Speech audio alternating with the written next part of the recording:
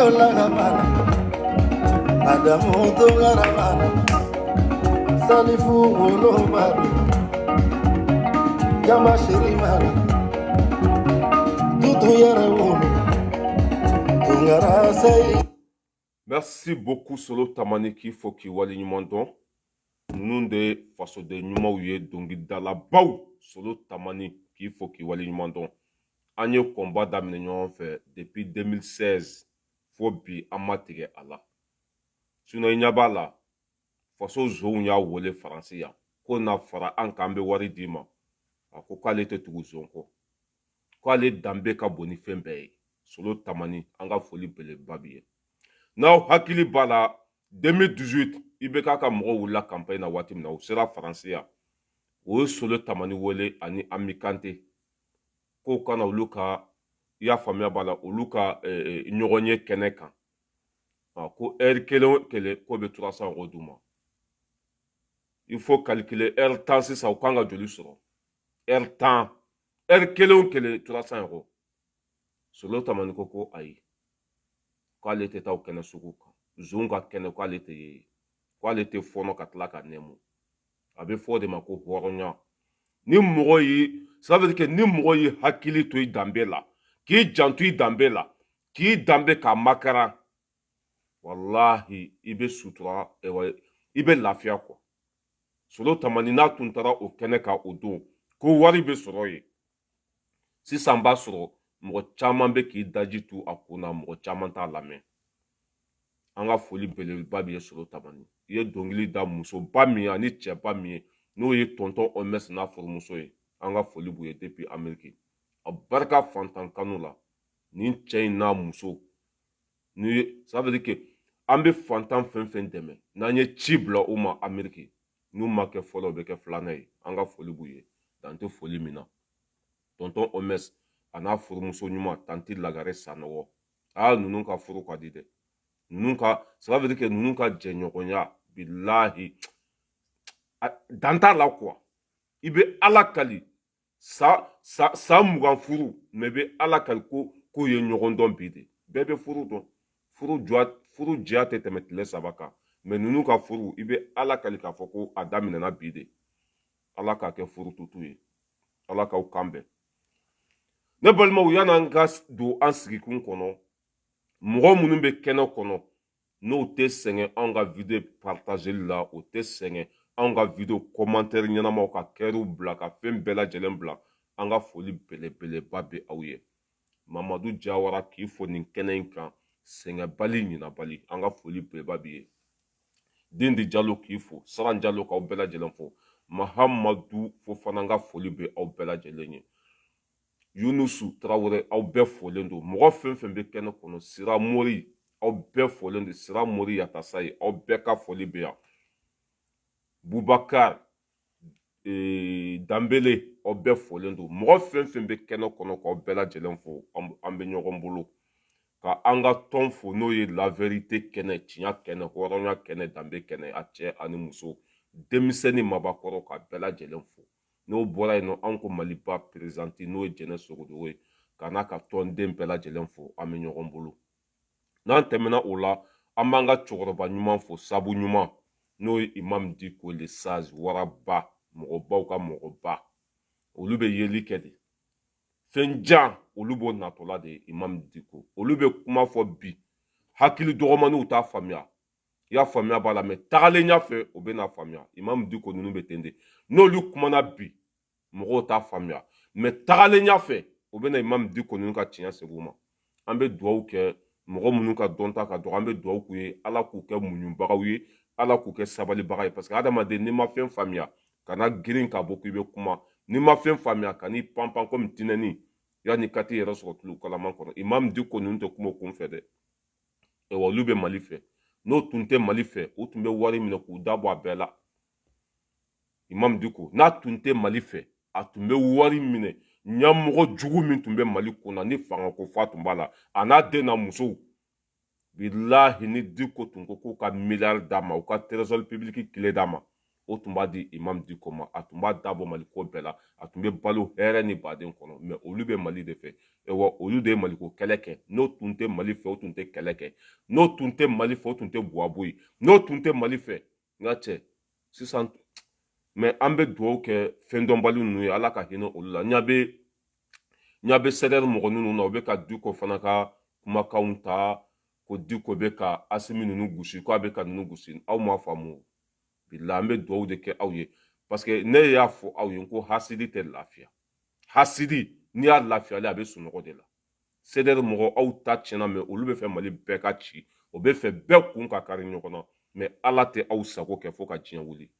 an bɛ dugawu de kɛ aw ye an t'aw danga an t'aw faw nɛni an bɛ dugawu de kɛ aw ye Ala ka hakili ɲuman di aw ma hali bi hadamaden n'i kɛra tiɲɛ fɛ bilahi Ala bɛ k'i fɛ n'i kɛra hasidi ye Ala b'i ta tiɲɛ Dindi Jalo n ka foli b'i ye ne balimaw n sigikun ye mun ye bi n sigikun ye n ɲa bɛ jeunesse dɔw la u bɔra n t'a dɔn ɲɔnɔ mara la u bɔra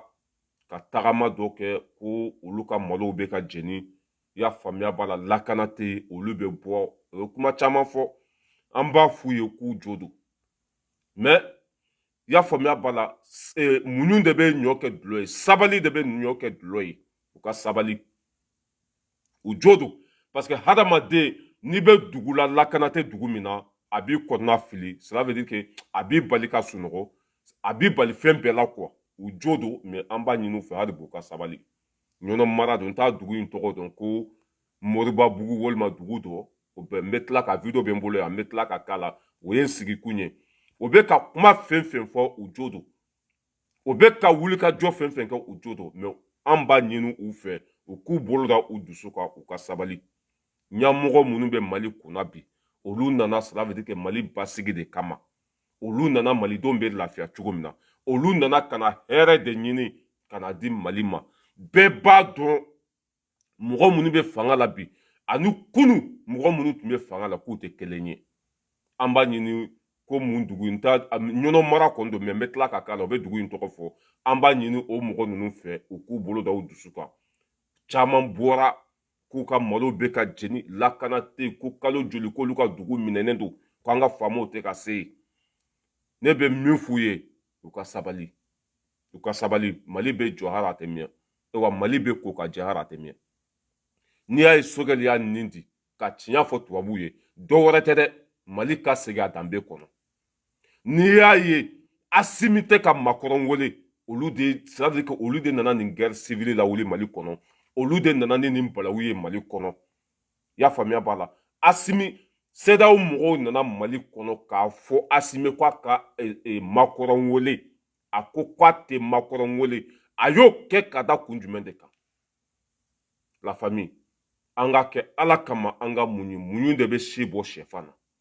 an ye min kɛ tɔɲɔ kɔnɔ an tɛ n'o ɲɔgɔn kɛ tɔɲɔ kɔnɔ nin cɛba fila in ani maliden ɲuman hali anw video kɛla minnu bɛ ka Faransi tɔgɔ fɔ yan aw bolo ko ɲɛ tɛ anw na u ɲɛ bɛ an bɛɛ la u bɛ se ka cela veut dire que u bɛ se ka anw bɛ ka Asimi ni Sogɛli defa min kɛ a kɔlɔlɔ bɛ se ka se anw ma Ala de b'a dɔn mais anw y'an faso de bila fɛn bɛɛ sanfɛ an bɛ sa walima an bɛ balo o bɛ anw sɔn tasa min kɔnɔ o ka ju sɔgɔ anw mago tɛ maa si la an mago bɛ Mali de la i y'a faamu mɔgɔ minnu bɛ ka bɔ ko Moribugu walima Marabugu je sais pas quoi parce que dugu in tɔgɔ m'a to n kunkolo la mais n bɛ tila ka k'a la k'u ka sabali an ka ministre des affaires étrangères n'o ye comment s'appelle Abdoulaye Diop hali o don a tun bɛ Irisi jamana kan a ye kuma minnu fɔ bɛɛ lajɛlen y'a mɛn a taara Irisi jamana kan mun na lakana ko don parce que kɛlɛ min bɛ Mali kɔnɔ a tɛ se ka kɛ kunfɛ kɛlɛ min bɛ Mali kɔnɔ a kɛlɛ tɛ komi i n'a fɔ komi Burkina ni Mali bɛ ɲɔgɔn na jamana ni jamana bɛ ɲɔgɔn na i y'a faamuya b'a la o kɛlɛ ni nin kɛlɛ tɛ kelen ye parce que nin ye sokɔnɔ kɛlɛ de mɔgɔ minnu bɛ nin ko in dugu ma an dɔw don ça veut dire que u b'an tu la mais yanni u k'u dɔn a kɛlɛ ma nɔgɔ quoi a kɛlɛ bɛ kɛ ni hakili de a kɛlɛ tɛ giribi a kɛlɛ bɛ taa dɔɔni dɔɔni de k'a fɔ Moribugukaw ye ko ça veut dire que u b'u jɔ fɛ tiɲɛ b'u bolo dusukasi b'u kan u tɔɲɔnen don mais jamana bɛ cogo min na n'an bɛɛ ko k'an ka marche kɛ n'an bɛɛ ko k'an ka bɔ ka an fanga yira a laban jamana bɛ bin wallahi billahi hakilina fila tɛ Asimi na, hakilina fila tɛ Sogɛli la. Ninnu nana Mali basegili de kama. Zon minnu ye Mali ci, n'u nana fulaw ni dɔgɔnɔw bila ɲɔgɔn na ka na sirafili kɛ ka marifa san ka di jahadisiw ma, olu bɛɛ minɛnen don bi, o bɛɛ bɛ kaso la. Nin bɛɛ bɛ ka kɛ mun kama? Jamana ka hɛrɛ. Jamana bɛ hɛrɛ sɔrɔ cogo min na, nin bɛɛ bɛ ka kɛ o de kama. Ne m'a fɔ ko ninnu ka baara bɛɛ ka ɲi dɛ, m'a fɔ ninnu ka fɛn bɛɛ ka ɲi dɛ, mais ninnu ka baara kɛmɛ sigi la, i b'a sɔrɔ 99% a bɛɛ Maliko de ye. A n'an y'an fanga fara u fanga kan k'u dɛmɛ, ka ci bɛ se k'a lase ɲɛmɔgɔ ninnu ma, degun min bɛ an kan, tɔɔrɔ minnu bɛ an kan, a bɛ se k'a lase ninnu ma ka sɔrɔ a ma kɛ kɛlɛ ye, a ma kɛ mankan ye, a ma kɛ woyo ye, a ma kɛ ka bɔ ka t'i jɔ kare kɔnɔ. Ça veut dire que an ka ji fara an koli ji kan, an kana dusu bila hakili ɲɛ. Jamana in tɛ yen dɛ, o de fɔra bɛɛ lajɛlen ye. N'i y'a ye Diko bɔra ka IBK gɛn, jamana in tun tɛ yen tuguni. A ko jamana jɔ, a tɛ se ka kɛ tile kelen, a tɛ se ka kɛ tile fila, a tɛ se ka kɛ 1 seconde. A bɛ jɔ ni hakili de ye, a bɛ jɔ dɔɔni dɔɔni. La famille, mɔgɔ minnu bɛ Moribugu, Ɲɔnɔ mara ninnu na k'u ka malo bɛ ka jeni, ko kalo joli k'u ka dugu minɛnen don. I y'a faamuya b'a la, Farabugu yanfan ninnu na, k'u pasante, u ka sabali, u ka muɲu dɔɔni. Bilahi hali a tɛ mɛn Mali bɛ basigi. Hali a tɛ mɛn nin kɛlɛ in bɛ ban Mali kɔnɔ. Depuis a fɔra ko Irisi bɛ na Mali kɔnɔ, anw yɛrɛ ye banbanci caman de ye, jihadisi caman. Marifa tun bɛ caman bolo, caman ye marifa bila. Caman ye marifa bila, u siranna. I y'a faamuya b'a la, Mali a bɛ jɔ. Mais n'aw ko k'a bɛ bɔ ka marche kɛ, ka Sogɛli lagosi, ka Asimi lagosi, jugu bɛ yɛlɛ an na, ayiwa jugu bɛ fɛrɛ an ma. N'an yɛrɛ dama bilala ɲɔgɔn na, i y'a faamuya b'a la, jugu bɛ don yɔrɔ sɔrɔ. Parce que Faransi Libi sɔrɔ nin cogo de la, Faransi sera ka Kadafi faga nin cogo de la. Ka mɔgɔ jugu dɔ bila u ka jamana kɔnɔ. Kadafi wuliw kama, ko ninnu tɛ Libiyenw ye, ninnu tɛ, ça veut dire que ninnu tɛ jamana kɔnɔden ɲumanw ye. Parce que marifa de tun b'u bolo, u bɛ ka Libiyenw faga. Marifa de tun b'u bolo, Kadafi dimina min kɛ, a ye marifa ta o kama k'u faga. Faransi nana ko non, ko bɛ ka peuple yɛrɛ de faga, ko Kadafi bɛ k'a yɛrɛ ka jamana kɔnɔdenw de faga. An ka ji fara an koli ji kan, an ka taa ni ko in ye dɔɔni dɔɔni. Asimi Kalikande ko ale bɛ Mali jɔ, Kamara Kalikande ko ale bɛ Mali jɔ. I y'a faamuya b'a la, Sogɛli Kalikande ko ale bɛ Mali jɔ. Sogɛli y'a nin di ka taa tiɲɛ fɔ Nations Unies kɔnɔ. Degun min ye Mali sɔrɔ, tɔɔrɔ min bɛ an kan, jugu minnu bɛ an senkɔrɔ, Sogɛli y'u bɛɛ ta u tɔgɔ ma Nations Unies kɔnɔ. Hali bi o kɔlɔlɔ bɛ Sogɛli nɔfɛ. A y'a kɛ ka da kun jumɛn kan? Mali ko, faso ko. Mali bɛ hɛrɛ sɔrɔ cogo min na, nka cɛ a taara o ci de lase Nations Unies na. Asimi bɛ ka avion san mun don Mali basigili kama. O don an ka ministre des affaires étrangères n'o ye Abulaye Diop ye, a taara ani Irisi ministre de défense ye ɲɔgɔn ye pour que o bɛ se ka na Mali kɔnɔ cogo min na, ka na an faso bɔ bolo la. Cɛ bɛɛ lajɛlen ɲɛ bɛ nin ko ninnu na, mais dɔw bɛ k'a kɛ i n'a fɔ Asimi ninnu, u mago tɛ olu la, u mago bɛ Bamako dɔrɔn de la, ça veut dire que u mago tɛ non. Cɛ mɔgɔw bɛ k'u yɛrɛ faga quoi, mais fɛn min don, ça veut dire que a tɛ se ka giribi quoi. A bɛ kɛ ni hakili de ye, wa ko bɛ kɛ dɔɔni dɔɔni de. Parce que 100 ans jamana min cilen don, 100 ans balawu bɛ jamana min kɔnɔ, ninnu tɛ se ka na tile kelen ko b'o balawu faga. An bɛ min fɔ Asimi ninnu fana ye, parce que n'i y'a ye bi o y'u ɲɛsin ɲɔnɔ mara la, dɔ wɛrɛ tɛ dɛ, ka na kɔngɔ bila an na pour que an ka sɔn juguw ta ma. Nin bɛɛ juguw ka baara de. Walasa n'u nana kɔngɔ bila an ka jamana kɔnɔ, an ka sɔn, ça veut dire que Faransi ka laɲini ma. Malo joni ni fɛn fɛn bɛ yen, a bɛɛ ye juguw de ka baara ye. Aw kɛ kun tɛ dɔwɛrɛ dɛ, Mali dahirimɛ, ça veut dire que malidenw ka balo fanba bɛ bɔ yɔrɔ min na, ka taa balow jeni. I y'a faamuya b'a la, ka kɔngɔ bila an na. N'o ye kɔngɔ bila an na, walasa an ka sɔn olu bɛ ka fɛn min ɲini anw bolo, an ka sɔn olu ta ma. Ko in kun bɛɛ filɛ nin ye, tu t'a la, ta t'a la. An bɛ min fɔ Asimi ye, Mali balo bɛ bɔ yɔrɔ dɔ, u ka lajɛ, u ka kanw bila yen, u ka lakana bila yen, u ka sɔrɔsiw bila yen, yanni Irisi ka na, u k'u janto o yɔrɔ ninnu na. u k'a kɛ cogo bɛɛ la u ka wuli u ka fɛn caman ɲɛɲini u bɛ baara la dɛ an bɛɛ lajɛlen b'o kalama mais an ka balow bɛ bɔ yɔrɔ minnu na u k'u jija u ka dɔ fara yen lakana kan farabugu filɛ nin ye bi k'an bɛ farabugu Asimi ye k'an bila farabugu lakana bɛ farabugu ɲɔnɔ mara la bi malo tun bɛ ka jeni yɔrɔ minnu na lakana bɛ o yɔrɔ ninnu na a dugu dɔ bɛ yen ko maribabugu walima dugu jumɛn n bɛ tila ka video k'a la Asimi k'i jija fana ka lakana bila o yɔrɔ ninnu na yanni irisi ka na an sago ka sɔrɔ i y'a faamuya b'a la ani fana Mali fɛn caman bɛ bɔ Senegal Mali fɛn caman bɛ bɔ Senegal ka ni par exemple sa sumo ni Mali fɛn caman de bɛ bɔ Senegal balow bɛ bɔ yen fɛn caman bɛ bɔ yen i y'a faamuya b'a la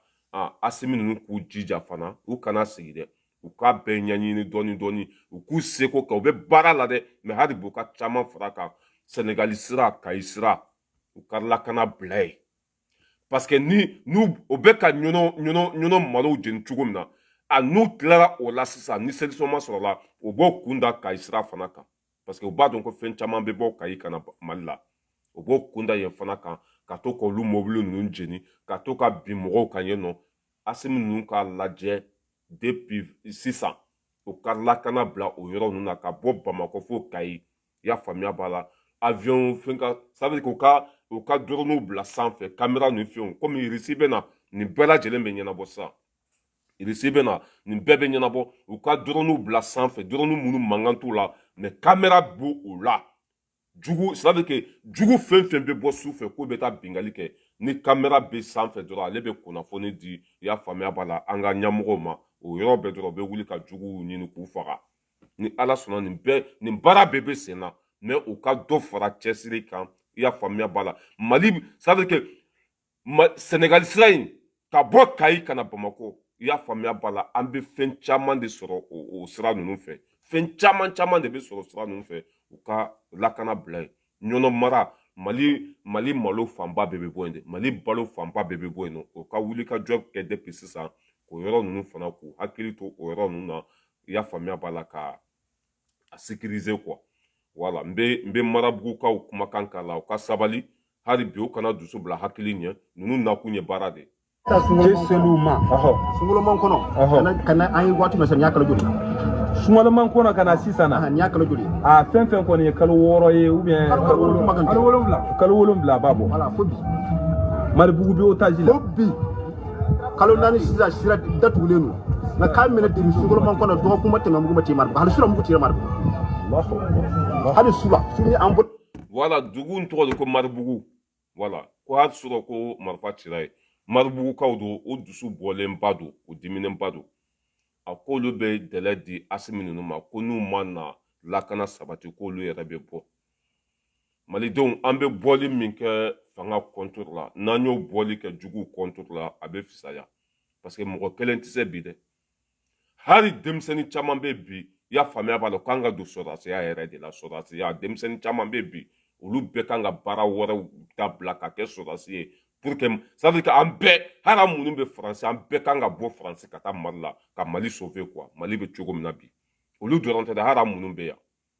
an bɛɛ kan ka bɔ ka taa Mali la ka marifa ta i y'a faamuya b'a la ka Mali sauver quoi an bɛɛ ka taa kɛ sɔrɔdasi ye Mali la voilà u ka sabali Maribugukaw ni ala sɔnna nin ko in bɛɛ bɛ ɲɛnabɔ sisan Asimi kalikan don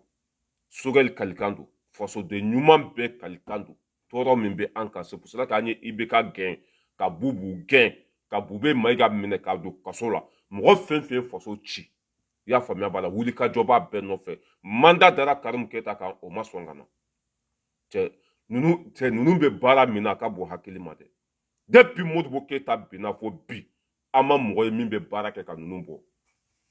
mais dugu min cira dugu min tun tɛ yen jamana min tun tɛ yen o tɛ se ka jɔ ta faransi ye san joli kɛ Mali la IBK ye Mali ta k'a di faransi ma Bubu ninnu nana contrat signé en 2018 pour que IBK ka to siège la juguw tun bɛ Mali kɔnɔ o ye labɛn sabati marifa tun bɛ ka yala Mali fan bɛɛ fɛ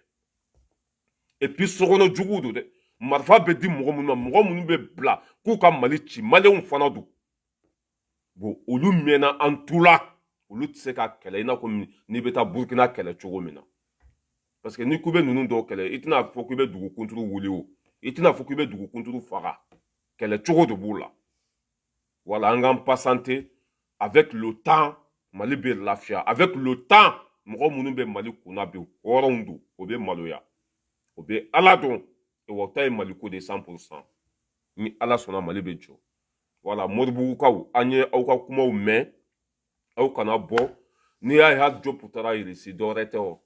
Mali lakana bɛ sabati cogo min na a taara o de ɲɛɲini o Maliyɛnw cela veut dire que anw yɛrɛ tɛ se quoi an tɛ Mali tɛ se tuguni parce que IBK ninnu ka mɔgɔw o y'an ka sɔrɔsiw lakari de ça veut dire que ka Mali ci k'an ka sɔrɔsiw lakari ça veut dire que ka Mali ta tiɲɛ bon n'a fɔra ko an ka segin an danbe kɔnɔ cɛ a ma nɔgɔ dɛ an bɛ taa dɔɔni dɔɔni de ji bɛ don kɔ la dɔɔni dɔɔni de i y'a faamuya b'a la jamana bɛ développer dɔɔni dɔɔni de quoi voilà bɛɛ lajɛlen k'i hakili sigi irisi bɛ na Mali kɔnɔ a ko baara bɛɛ banna n'i y'a ye Faransi bɛ kule la irisi kana na donna ta bɔra ta tu as vu quoi u tɛ fɛ Mali ka basigi de mais mɔgɔ minnu bɛ an kunna Faransi sara u balo la olu ka sira tɛ Faransi la olu ka sira bɛ Mali ka lakana de la ani Mali bɛ basigi cogo min na ani Mali bɛ arriver cogo min na voilà bɛɛ ɲɛ b'u la u bɛ baara la dɛ ɲɛdimi de kɔnɔdimi tɛ i y'a faamu voilà o ye Moribugukaw ta an bɛ tɛmɛ olu la parce que a video in n tɛna se k'ale jouer mais an bɛna CDR mɔgɔw de la sisan n y'a bɛ cɛkɔrɔba dɔ don u b'a fɔ a ma ko Papa Buya ka Fofana an bɛna CDR mɔgɔw de la parce que comme olu ta tiɲɛna olu bɛ fɛ Mali bɛɛ ka sa jugu sago ala jugu ninnu an bɛna olu la den minnu ni nafa t'u wolo ko na an bɛna fila don olu k'u kɔrɔ an ɲɛ bɛ rasa la bi a nana Faransi rasa tun nana Faransi a tɛmɛna a taara Alimaɲi sisan fana a bɛ Ameriki bɔ a bɛ munumunu na Europe kɔnɔ quoi ani bubu a nana ani bubu ye ɲɔgɔn ye u y'u ka businessw kɛ ani Faransɛw ye ɲɔgɔn ye u y'u ka fɛnw kɛ bon an ɲɛ b'a la Ameriki fana i y'a faamuya b'a la fɔlɔ n'ale tun bɛna Faransi meeting de tun bɛ kɛ a tun bɛna kunnafoni de di Maliyɛnw ma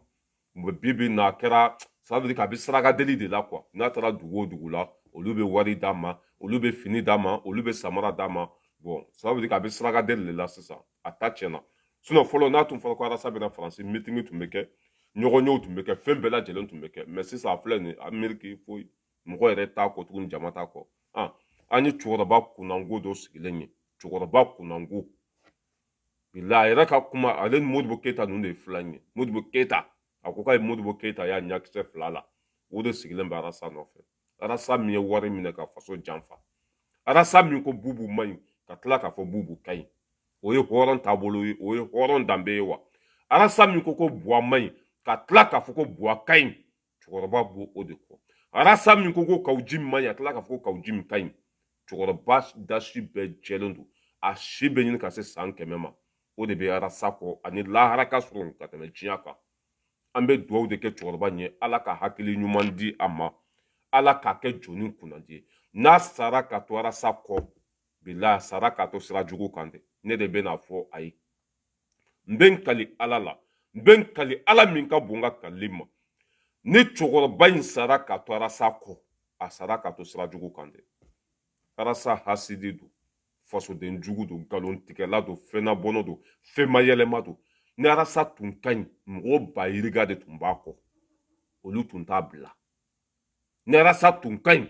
mɔgɔ ba yiriga de tun b'a kɔ Mali kɔnɔ Mali kɔ kan mɔgɔw tun t'a bila mais n'i y'a ye mɔgɔw y'a bila cela veut dire k'a ye sira fara de an ɲɛ bɛ cɛkɔrɔba sigilen na Ameriki n bɛna ka video k'a la sisan fana depuis Ture ye Kawuji minɛ komi u bɛ siran Ture ɲɛ Ture ta Musalaha tɛ yen n'i ye dɔ fɔ ale ma a b'i minɛ k'i bila dugudugu na o bɛ ka ko in munumunu a Ture man ka nin kɛ Ture kan ka nin kɛ mais u bɛɛ aw kungo de Mali kɔnɔ Mali kɔ kan bɛɛ bɛ aw sugu dɔn aw ni mɔgɔ si ma daminɛ n'aw y'a laban aw ni mɔgɔ mɔgɔ jɛra bi kuma t'aw n'a si cɛ aw ni mɔgɔ mɔgɔ tun bɛ ɲɔgɔn fɛ kunun u bɛɛ lajɛlen y'aw bila bi Mali radio so tun tɛ yen min tɛ Arasa invité Mali ça veut dire que Mali foyi tun tɛ yen Arasa tɛ wele min na mais bi a bɛ cogo di ne ye cɛkɔrɔba sigilen ye i y'a faamuya b'a la ka taa Modibo Keyita ka fini ɲɔgɔn don ni fini mais ko hali ka nin fini do kɔrɔ de b'a la quoi fini doli kɔrɔ de bɛ a la Modibo Keyita ka fini mɔgɔ bɛ nin don o b'a sɔrɔ dignité b'i la i ye hɔrɔn ye i ye halala ye i ye maliden ɲuman ye mɔgɔ bɛ Modibo Keyita ka fini ɲɔgɔn don parce que fini doni tɛ dɔn ko mɔgɔw b'a don k'a ka di ne ye dɛ fini doni bɛ danbe de yira quoi Papa Bouyaká fini min tun b'i la a doni a bɛ danbe de yira a bɛ kɛwale de yira a bɛ halaladenya a b'o de yira mais ni ne cɛkɔrɔba sigilen f'a b'a fɔ ko Arasa ma ko mon guide ala ni ala ye mɔgɔ da kunnangoya kama ni ala ye mɔgɔ da taciɲɛ kama ni ala ye mɔgɔ da jugusagoya kama hali ni ko k'i b'a sama ka bɔ jugusagoya la a tɛ sɔn hali ni ala ye mɔgɔ ni fɛn ta tiɲɛ dɔrɔn bilahi maa si tɛ se k'a dilan diɲɛ kɔnɔ parce que ala yɛrɛ de y'a ta tiɲɛ a bɛ komi ni ala ye mɔgɔ sɔn maa tɛ se k'a bali mɔgɔ tɛ se k'a minɛ ninnu ta kɛra o de denmisɛnninw cɛkɔrɔba in den fila de ye anw ye Arasa ye k'a to yen mun kosɔn nkalon mun kosɔn kalabanciya mun kosɔn mɔgɔ minnu ye an faso ci Arasa bɛ k'olu de défend bi Ogo Sago cira a ma se ka kuma Munduru cira a ma se ka kuma Karim Keyita taara porno tourner Amérique a ma se ka kuma i y'a faamu cɛkɔrɔba comment ça s'appelle Kasum Tapo Pititi Patata o ye faso nafolo bɛɛ suɲɛ a ma se ka kuma i y'a faamuya b'a la fɛn caman de kɛra Mali kɔnɔ n'a tun kɛra kunun Arasa bɛ se ka kuma mais bi pour que a tɛ se ka kuma a ye zonw de ka wari minɛ a bɛ zonw de ka baara la wa mɔgɔ ne dɔ fɔ zonw ma a bɛ e kɛlɛ Diko bɔra ka dɔ fɔ Bubu ma a bɔra ka Diko kɛlɛ fu Diko ma tɔgɔ fɔ a ma jamu fɔ a ma se a ma foyi a bɔra ka Diko kɛlɛ an bɛɛ ɲɛna ni mɔgɔw y'a ɲininka ko i bɛ ka Diko kɛlɛ mun na ko Diko de ko k'u ka Bubu dɛmɛ Diko ko e ka Bubu dɛmɛ o Diko kelen bɔra tuguni k'a tɛ Bubu fɛ mais pour que e tɛ Bubu bila mais a tɛ se da a y'u ka wari minɛ tɛ kalaman dɔɔni Papa Bouyaká b'o o de nɔfɛ f'a b'a fɔ ko mon guide a ye cɛkɔrɔba lamɛn le petit taille n'i y'a ye i b'a lakali ko non mais masa cɛkɔrɔba si bɛ yɔrɔ min na ni tun kan ka jigin ka bɔ Facebook yɛrɛ sanfɛ ka taa kɛ alabato ye ka taa kɛ misirilataga ye o de filɛ nin ye zon i y'a faamuya b'a la den lankolon den min m'a fa to yen a m'a ba to yen a ma jamana to yen a ma fantanw to yen bɛɛ lajɛlen ka wari bɛ nin kɔnɔ bɛɛ a ye bɛɛ ka wari minɛ ka dun k'ale bɛ Mali ko la n'a tiri sigi a ka wulu dose la f'a b'a fɔ ala kana da to na hɔrɔnya kɛnɛ kan hɔrɔn ka alimami muso min na la hɔrɔn bɛ jɛnɛya kɛ wa ayi hɔrɔn bɛ nkalon tigɛ wa ayi hɔrɔn bɛ kuma fila fɔ wa ayi cɛkɔrɔbaw tugura kɔ yan u ka somasi wari u ka retraite wari u ka kafu wari k'a tigɛ u yɛrɛ la k'a di nin den lankolon ma pour que a ɲa kana bɔ faamaw ta nɔfɛ pour que a kana kɛ mɔgɔ wɛrɛ ta nɔfɛ o ma bon mais danga de b'a kɔ Papa Dramé k'a ka so di a gɛnna ka bɔ u y'a gɛn ka bɔ i y'a faamuya b'a la du in tɔgɔ maison de Carrefour des jeunes na Papa Dramé y'a ka du ta ka d'a ma du min kalo a sara bɛ bɛn 100.000 ma cɛkɔrɔba y'a ka du d'a ma pour que a kana ɲabɔ mɔgɔ ta nɔfɛ a ka to tiɲɛ sira kan a ka to danbe sira kan mais ale ko fɛn bɛɛ ka sɔrɔ sisan parce que foyi tɛ se ka sɔrɔ sisan n'i bɛ fɛ ka kɛ waritigi ye i bɛ wari ɲini dɔɔni de n'i bɛ fɛ ka so jɔ i b'a jɔ dɔɔni mais ale ko k'ale ka fɛn bɛɛ sɔrɔ sisan parce que foyi tɛ se ka sɔrɔ sisan wura 12 filɛ nin ye wura 12 yan'a ka kɛ milliardaire tigi ye n k'a tun bɛ bukuli de feere bukuli feerela tun don yaala f'a ka samara ju bɛ sɔgɔ o ma k'an bɛɛ ɲɛna yan ne yɛrɛ min filɛ nin ye ne ye wotoro poussé Segu yanni ka kɛ miliyɔn tigi ye ne ma kɛ milliardaire tigi ye dɛ mais miliyɔn caman bɛ n kun yanni ne ka avion ta ka na France yan n ye wotoro poussé Segu i y'a faamuya b'a la fo k'an ta tiɲɛ mais Arasa ko non k'ale k'a bɛɛ sɔrɔ sisan a bɛɛ tɛ se ka sɔrɔ sisan i bolo kɛra i yɛrɛ kala ye wa i kɛra juguw sago ye jama min tun b'i kɔ n'i tun b'a valeur dɔn i tun tɛ wari minɛ jama min tun b'i kɔ n'i tun b'a valeur dɔn i tun tɛ sira fara a cɛkɔrɔba kunnango bɛ nin den lankolon in de kɔ an ka cɛkɔrɔba in lamɛn a n'a dasi sigilen bɛ komi tigɛ ɲaga waati min na a fɔlɔw bɛ misiri kɔnɔ waati min na a fɔlɔw bɛ ka jigin ka bɔ Facebook sanfɛ waati min na a fɔlɔw bɛ ala ɲini na waati min na i y'a faamuya b'a la cɛkɔrɔba bi k'i sɛnsɛn dɔɔni k'i ɲɛsin kaburu dingɛ ma ani kaburu dingɛ de ka surun o bɛ ka taa Arasa de majamu f'a b'a ko mon fils mon guide nkalontigɛla o bɛ se ka kɛ mɔgɔ ka guide ye jɛnɛyakɛla hɔrɔnkolon dantankolon ça veut dire que Mali kɔnɔ Mali kɔ kan bɛɛ tigɛra cɛ kelen minɛ o yɛrɛ sa de hali wulu ka fisa n'a ye ka mɔgɔw ka nafolo minɛ ala kana da to na hɔrɔnya kɛnɛ kan ka mɔgɔw ka samaraw ça veut dire que fɛn bɛɛ dira nin petinin ma a ye bɛɛ tromper cɛkɔrɔba dɔ bɛ Amérique a y'a lamɛn dɛ non mais c'est pas la peine ne ma d'a la ni somɔgɔ fana bɛ ale la o a y'a lamɛn ka ladili barikaman kana tɔgɔ fɔ kan dɛ ayi o ka ɲi tɔgɔ an ka tɔgɔ b'o to non ni yuguyugukɛla bɛ taa tɔgɔ bɛ fɔ de ne y'o sigilen ye mɔmɔdi t'i bolo fɔlɔ ne tun y'o ta ni n bolo fila de ye o bi jɛngɛ wagati min na ne ko a ma n ko n k'a kɛra n ko a ye belebele perdu n ko a ye belebeleba dɔ perdu la ilaha illallah rasulullah daga adamaden kɛ man ko basa ye olu tun bɛ fenêtre de la o na n'o jɔ ka lajɛli kɛ o sigilen bɛ ka jaabili min kɛ n ko ne kasira de n kasira n ko ne ɲɛji tɛ se ka jɔ ni ne ye ko dɔw ye ni ne ma kasi n bɛ sa de i jigi ka tigɛ ka da mɔgɔ dɔ la ni kari min filɛ nin ye kumakan min b'a da hakilina min b'a la kodɔn min b'a la a bɛ fɛnw ɲɛdɔn cogo min na a bɛ fɛnw burutɔ ka taa ye ko o tun bɛ o 5 millions tigiw cɛ ma ne tigɛra diɲɛ na arasa yɛrɛ sigilen bɛ nka cɛ fo ça veut dire que a visage quoi n bɛ tila ka video capture kɛ ka arasa yɛrɛ sigi cogo jateminɛ a jigila tigɛlen don quoi kunu n'a tun taara Amérique mɔgɔw tun bɛ taa sɛgɛrɛ hôtel de la bi a filɛ nin t'a dɔn muso belebeleba in ka so kɔnɔ muso in yɛrɛ n tɛna tɔgɔ bɔ n da kɔnɔ parce que valeur t'a la nafa t'a la muso belebeleba dɔ don n'a ye pantalon de i bɛ ala kali k'a fɔ ko n'i ye pantalon don banangu la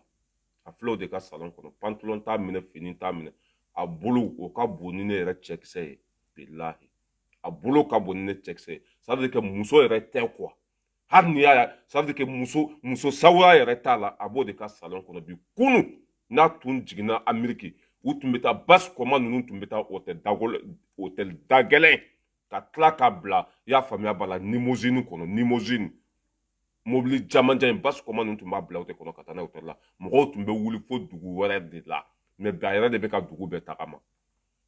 a bɔra Faransi ka taa Allemagne ka taa yan fɛ a sera Amérique a bɛ ka taa dugu bɛɛ la or que fɔlɔ mɔgɔw tun bɛ dugu ni dugu de tagama hali a ye nali min kɛ Faransi a ka nali ko fɔlɔ mɔgɔw bɔra fo Espagne mɔgɔw bɔra fo Allemagne ka na yan a selen Espagne fo cɛni dɔ tora accident na o fana tun bɛ ka bɔ dugu wɛrɛ de la ka na arasa lajɛ mais bi o de filɛ nin ye Papa Buyaka yɛrɛ bɛ ka kuma a ɲɛginen don quoi a bɛ komi n'i ye musuwaar kɛ ji la n'i ye musuwaar ta ka kɛ ji la o y'a ko bɛɛ bannen arasa sigilen don ça veut dire que déception totale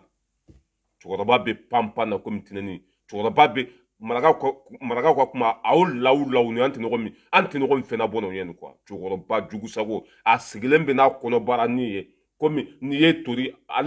hadamaden tori lamɔw sigilen bɛ e ni ala n'a kira cɛ e si bannen don i dati bannen don den min ye Mali bɛɛ janfa e sigilen don ko mon kid i den fɔlɔ mais ala ma cɛkɔrɔba in da hɛrɛ yɛrɛ de kama a yɛrɛ bɛna fɔ a ka video kɔnɔ ko ale y'a si bɛɛ kɛ Amérique ko hali du terrain t'a bolo foyi avenir kisɛ kelen tɛ cɛkɔrɔba la e wa izaba la mɔgɔ ɲɛnama bɛɛ bɔra CDR kɔnɔ mɔgɔ minnu filɛ ɲɔgɔn kɔ k'u jate minɛ mɔgɔ ɲɛnama yɛrɛ t'a kɔnɔ mɔgɔ ɲɛnama fɛn fɛn tun bɛ ni barika b'i la bɛɛ taara mɔgɔ minnu b'a kɔnɔ bi e k'u lajɛ Papa Buyaka hali du terrain t'a bolo Segu Sako o kɔrɔmuso de bɛ ka ne deli Segu Sako o kɔrɔmuso bɛ tile ka ne deli sinon o julankolon filɛ ne bolo yan Segu Sako i ma Segu Sako ye bilahi n'a tɛ ɲini k'a yɛrɛ faga fɔlɔmu t'a la tuguni i y'a faamuya b'a la fo k'a halaki ala bilahi Segu Sako julankolon hami min ba a la n'i ye se k'a bɛ na ne ka telefɔni minɛ n'a yan n'i ye se k'a bɛ na ne ka telefɔni na o lagasa ninnu de bɛ ɲɔgɔn kɔ ni ne n sigi ka nin den jugu ninnu lajɛ ɲɔgɔn kɔ bilahi ne bɛ sa de kɔ bilahi ni barika tun bɛ nin na bilahi Asimi filɛ jɔyɔrɔ min na arasa de tun b'a ta ni nin tun ma faso janfa ni nin tun ma nkalon tigɛ ni nin tun ma kɛ juguw sago ye Asimi bɛ place na maliyɛndenw tun b'a ta de diyagoya ka taa bila ye Asimi tun t'a sɔrɔ ni n'a tun ma yen sɔrɔ Sogɛl bɛ place min na bi la a tun bɛ yen sɔrɔ n'a ma yen sɔrɔ Njaw bɛ place min na assemblée président a tun bɛ yɔrɔ dɔ sɔrɔ parce que hali n'a tun banna malidenw tun b'a bila place dɔ la mais n'i y'a ye bi a bɛ yoli la n'i y'a ye bi n ka ca a bɛ ka wuli ka taa saraka deli fan bɛɛ fɛ n'a ma fɔ hali Salimata Tarawele ka taa sugu mais ko mɛ kabako don Salimata Tarawele ni fana o fana bɔra fo dugu dɔ la min arasa fa neni ko ba neni o fana taara sugu la i b'a dɔn sugu fɛn ninnu olu tɛ qualité ye hali anw fɛ faransi yan i bɛ taa minan fɛn fɛn san sugu la n ka cɛ 1 euro walima i b'a sɔrɔ 10 centimes Salimata Tarawele fana taara ceinture san sugu la ka n'o d'a ma fo a b'a ɲinja in wɛrɛ ko ale tɛ foyi di ɲangi ma ko fo ɲangi yɛrɛ ka na Ameriki bon a bɛ saraka de la ta ale ta tɛ di mɔgɔ ma mɔgɔ de ta bɛ di ale ma depuis ala kan da ni mɔgɔ si tɛ kelen diɲɛ kɔnɔ i t'a ye abada e ka diɲɛlatigɛ la ko arasa de filɛ nin k'a ye fɛn di karisa ma depuis ala kan da ma ye mais mɔgɔw de b'a di ale ma saraka de la dɔrɔn ça veut dire que mɔgɔ si tɛ ko dɔn ni ale tɛ mɔgɔ si tɛ nafolo fɛ ni ale tɛ mɔgɔ si tɛ fɛ ka arriver diɲɛ kɔnɔ ni ale tɛ o mɔgɔ sugu hali n'a ye miliyari sɔrɔ bila ça veut dire que a tɛ nafa ɲɛ kɔ hali n'a ye miliyari sɔrɔ a tɛ nafa ɲɛ gawaba tɛri jɔ Ameriki fo a bɛ sanfɛla lajɛ Ameriki ka t'i jɔ Ameriki u ka aéroport n'u ka fɛnw na fo a bɛ sanfɛla lajɛ anw bɛ kɛlɛ la pour que Mali ka kɛ Ameriki ɲɔgɔn ye anw bɛ kɛlɛ la pour que Mali ka kɛ Faransi ɲɔgɔn ye e bɛ k'anw ka jamana ci ka di ninnu ma e bɛ ka ninnu défend pour que k'anw ka jamana ci mais ala ka hinɛ aw la kɔlɔnjugu jiri a bɛ kari a yɛrɛ kɔnɔ aw tɛna don da la tuguni maa si tɛna kɛ aw fɛ fo ka diɲɛ dugukolo meleke aw sara aw balola maa si ka sira tɛ aw la aw tɛ don da la Mali kɔnɔ fo n'a kɛra n salen kɔfɛ dɛ wa ŋaniya min bɛ aw la bi ko Mali ka ci Sogɛl tɛ se dɛ Asimi tɛ se dɛ Sogɛl k'a bila Sogɛl t'a bila bi a t'a bila sini Asimi t'a bila bi a t'a bila sini wa ni ala na kira sɔnna ninnu bɛ Mali jɔ parce que maliden bɛɛ b'u kɔ an ka cɛkɔrɔba lamɛn million tigiw cɛma ne tigɛra jɛna o de y'a to ne den i n'an mɛn bɛɛ lajɛlen bɛ ɲɔgɔn fɛ hali anw cɛma i jugu b'an na ala k'i kisi u tɔɔrɔ ma adamadenw taabolo de filɛ nin i bɛ da mɔgɔ dɔ la k'a fɔ a tigilamɔgɔ a bɛ se ka kɛ i jigi ye i ka diɲɛlatigɛ kɔnɔ don dɔ a tigilamɔgɔ b'i jigin wɔɔrɔ ala k'an kisi o ma Razbas i ka kɛlɛ in réalité de don mɔgɔ min kɛra i fɛ o réalité de don mɔgɔ min ma k'i fɛ o réalité. Bon fini min filɛ cɛkɔrɔba in na a bɛ danbe de yira mɔgɔw ka nin fini in dɔn u y'a dɔn Modibo Keyita de nɔfɛ cɛkɔrɔba san 80 ani kɔ o de bɛ t'i sigi nkalontigɛla kalabanci jɛnɛyakɛla maa mugu talen ka bila maaforoko kɔnɔ k'o ka kɛlɛ ye réalité ye k'o ka kɛlɛ ko tiɲɛ don ne m'a fɔ ko ninnu ta tiɲɛnen don ninnu ta ne m'a fɔ ko ni nin ka kɛlɛ tun ye tiɲɛ ye mɔgɔ tun t'a bila dɛ ne fa ni nin ka kɛlɛ tun ye maliko ye a tun tɛ laban nin cogo la cɛkɔrɔba san 80 ni kɔ ka taa danbe ça veut dire que danbetigiw bɛ fini min don hɔrɔndenw bɛ fini min don n'i y'a fini ye mɔgɔ mɔgɔ kan na i bɛ miiri danbe de la fini min filɛ la n'i ye fini ye mɔgɔ mɔgɔ la i bɛ miiri fasoden ɲumanya de la ka taa an ka fini nin ɲɔgɔn fini valeur ma n t'a dɔn jɔn ye nin san ka d'a ma jɔn ye nin ci a ma jɔn ye nin kala ka don a la fini n'a complet tellement que fini y'a minɛ yɛrɛ i bɛ ala kali ko mɔgɔ sɛbɛ fini y'a minɛ a n'a ka ko bɛn ka cɛ pantalon de t'a minɛ sinon a filɛ ka fini min don fini y'a minɛ n'i y'a ye fana i b'a ko waritigi fini y'a minɛ yɛrɛ yɛrɛ de mais pantalon ani veste olu t'a minɛ dɛ papa buyaka pantalon ni veste t'a minɛ dɛ voilà mais nin fini sugu ninnu kɔni b'a minɛ a ko Razbas ci ka kɛlɛ ko tiɲɛ don ko ala an ka cɛkɔrɔba la mais ne est ce que ninnu n'anw bɛ diɲɛ kelen kɔnɔ wa o de dabaliya bɛ ne la quoi ninnu ni anw ni ne yɛrɛ n sigi ka miiri mɔgɔ minnu bɛ CDR kɔ bi est ce que olu n'anw bɛ diɲɛ kelen kɔnɔ wa est ce que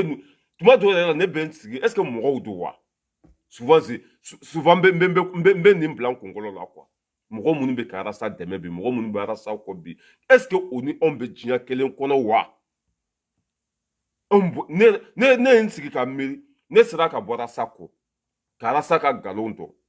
mais ni ne ye mɔgɔ tɔw ye arasa kɔ a bɛ ne dabaliya de ban quoi mais pourquoi u tɛ ka réveiller a dɔw yɛrɛ bɛ tila tuguni k'u ka wari b'u kun k'a d'a ma non abene d'avaler à pande mais tagale nya fait il m'a comment ça s'appelle Dani de Torino au fond jigna mais tagale nya fait mo be bo parce que tignati mo tay faso quoi bébé comment ça s'appelle le petit là à trop Morgan be se ka vidéo tanket le qu'on a rasa kamabi Morgan a be se ka vidéo kemekara sa kamabi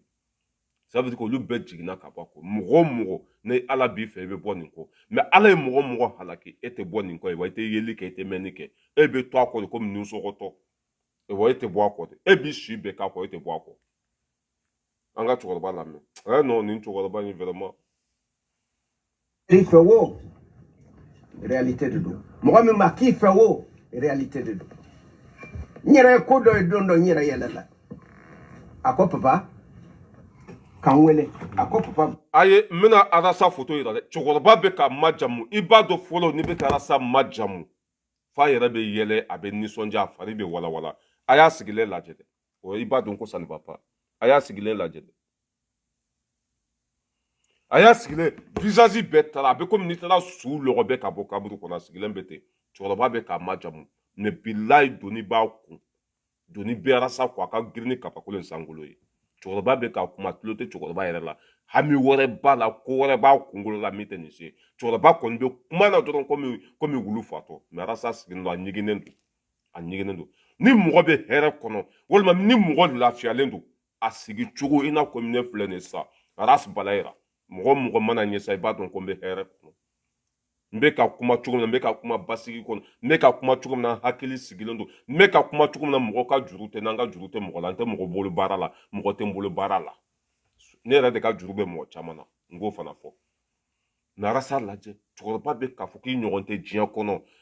ika kele e chinya de ambi ko me rasa sigilembe to comme ne chie sou jila ne chie ta ka sou jila ça se voit que c'est de la fialente quoi ça se voit que il a un problème d'oba là quoi aya la jete aya rasa photo la je abe Amérique de afle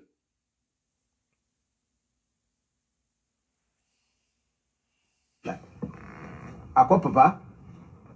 kanwele akọ papa buya kanko ha akọ ene alati e akla kwanta do kwarasta kap kele nyina mando mais ambe dunta de yina ko jandanga ngodo angan antai mena ko doya le wole ka le dendo ya wole kwarasta ka kele nyina mando papa buya ga nera satuni e muso mine la ita fo kwarasta ka kele nyina mando Thomas Sankara ma fantansi muso mine ala mɔgɔ min ye kɛlɛ a bɛ ka kɛlɛ ɲuman de kɛ a bɛ fantanw ka mais papa ne ta est ce que an ni nin bɛ diɲɛ kelen kɔnɔ muso min bɛ e bolo Amérique ni arasa tun y'a minɛ e la e t'a fɔ k'a bɛ kɛlɛ ɲuman na nin ye mɔgɔ de ka furu saya ka mɔgɔ muso minɛ o la o bɛɛ kɛra anw ɲɛna yan est ce que ninnu ni anw bɛ mɔni kelen kɔnɔ wa ninnu ni anw bɛ diɲɛ kelen kɔnɔ wa souvent je me demande n bɛ n yɛrɛ ɲininka quoi ninnu kabila tɛ ninnu na de wa n'a y'a sɔrɔ ni ninnu dɔ bɔra kabila ɲɛnama kɔnɔ bɔra du ɲɛnama kɔnɔ u somɔgɔw b'u wele vraiment u b'u ladi quoi a ye bɔ ni mɔgɔ sugu kɔ mais non somɔgɔ tɛ ninnu na somɔgɔ t'o la walasa ka kɛlɛ ka ɲi a ye kɔnɔ da walimusow la yan a ye wali furuw san yan a taara zonw ka wari minɛ yan a ye kɛlɛ bila dɔ kan ka fɔ mɔgɔ minnu ma dɔ tɛ ka fɔ olu ma tuguni olu de bɛ ka majamu mɔgɔ min bɛ ka bubu sise ma hara ka nin bɔli min kɛra Mali la ka na France ani bubu de nana ɲɔgɔn ye ni ne cɛkɔrɔba ala mɔgɔ minnu kan ka minɛ k'u faga arasa bɛ k'olu de ka ça veut dire que arasa bɛ k'olu de défend bi cɛkɔrɔba sigilen don ni hakili bɛ lahara de walima ni ça veut dire que ni mɔgɔ sugu ninnu fana man kɛnɛ quoi ninnu tɛ yeli kɛ o tɛ mɛnni kɛ tu as vu quoi an ka lamɛn mais ambe dunta de yina ko jandanga ngodo angan antai mena ko ni ala je te le jure akwamba donde kwarasa be chinye de kan akome papa buyaka ako ne flambe la jelembe villa ba be la jelemo na ba villa so nene dunta soro ni nyemba la ka kenya ma de nongo ange ekra maraka en to di le député la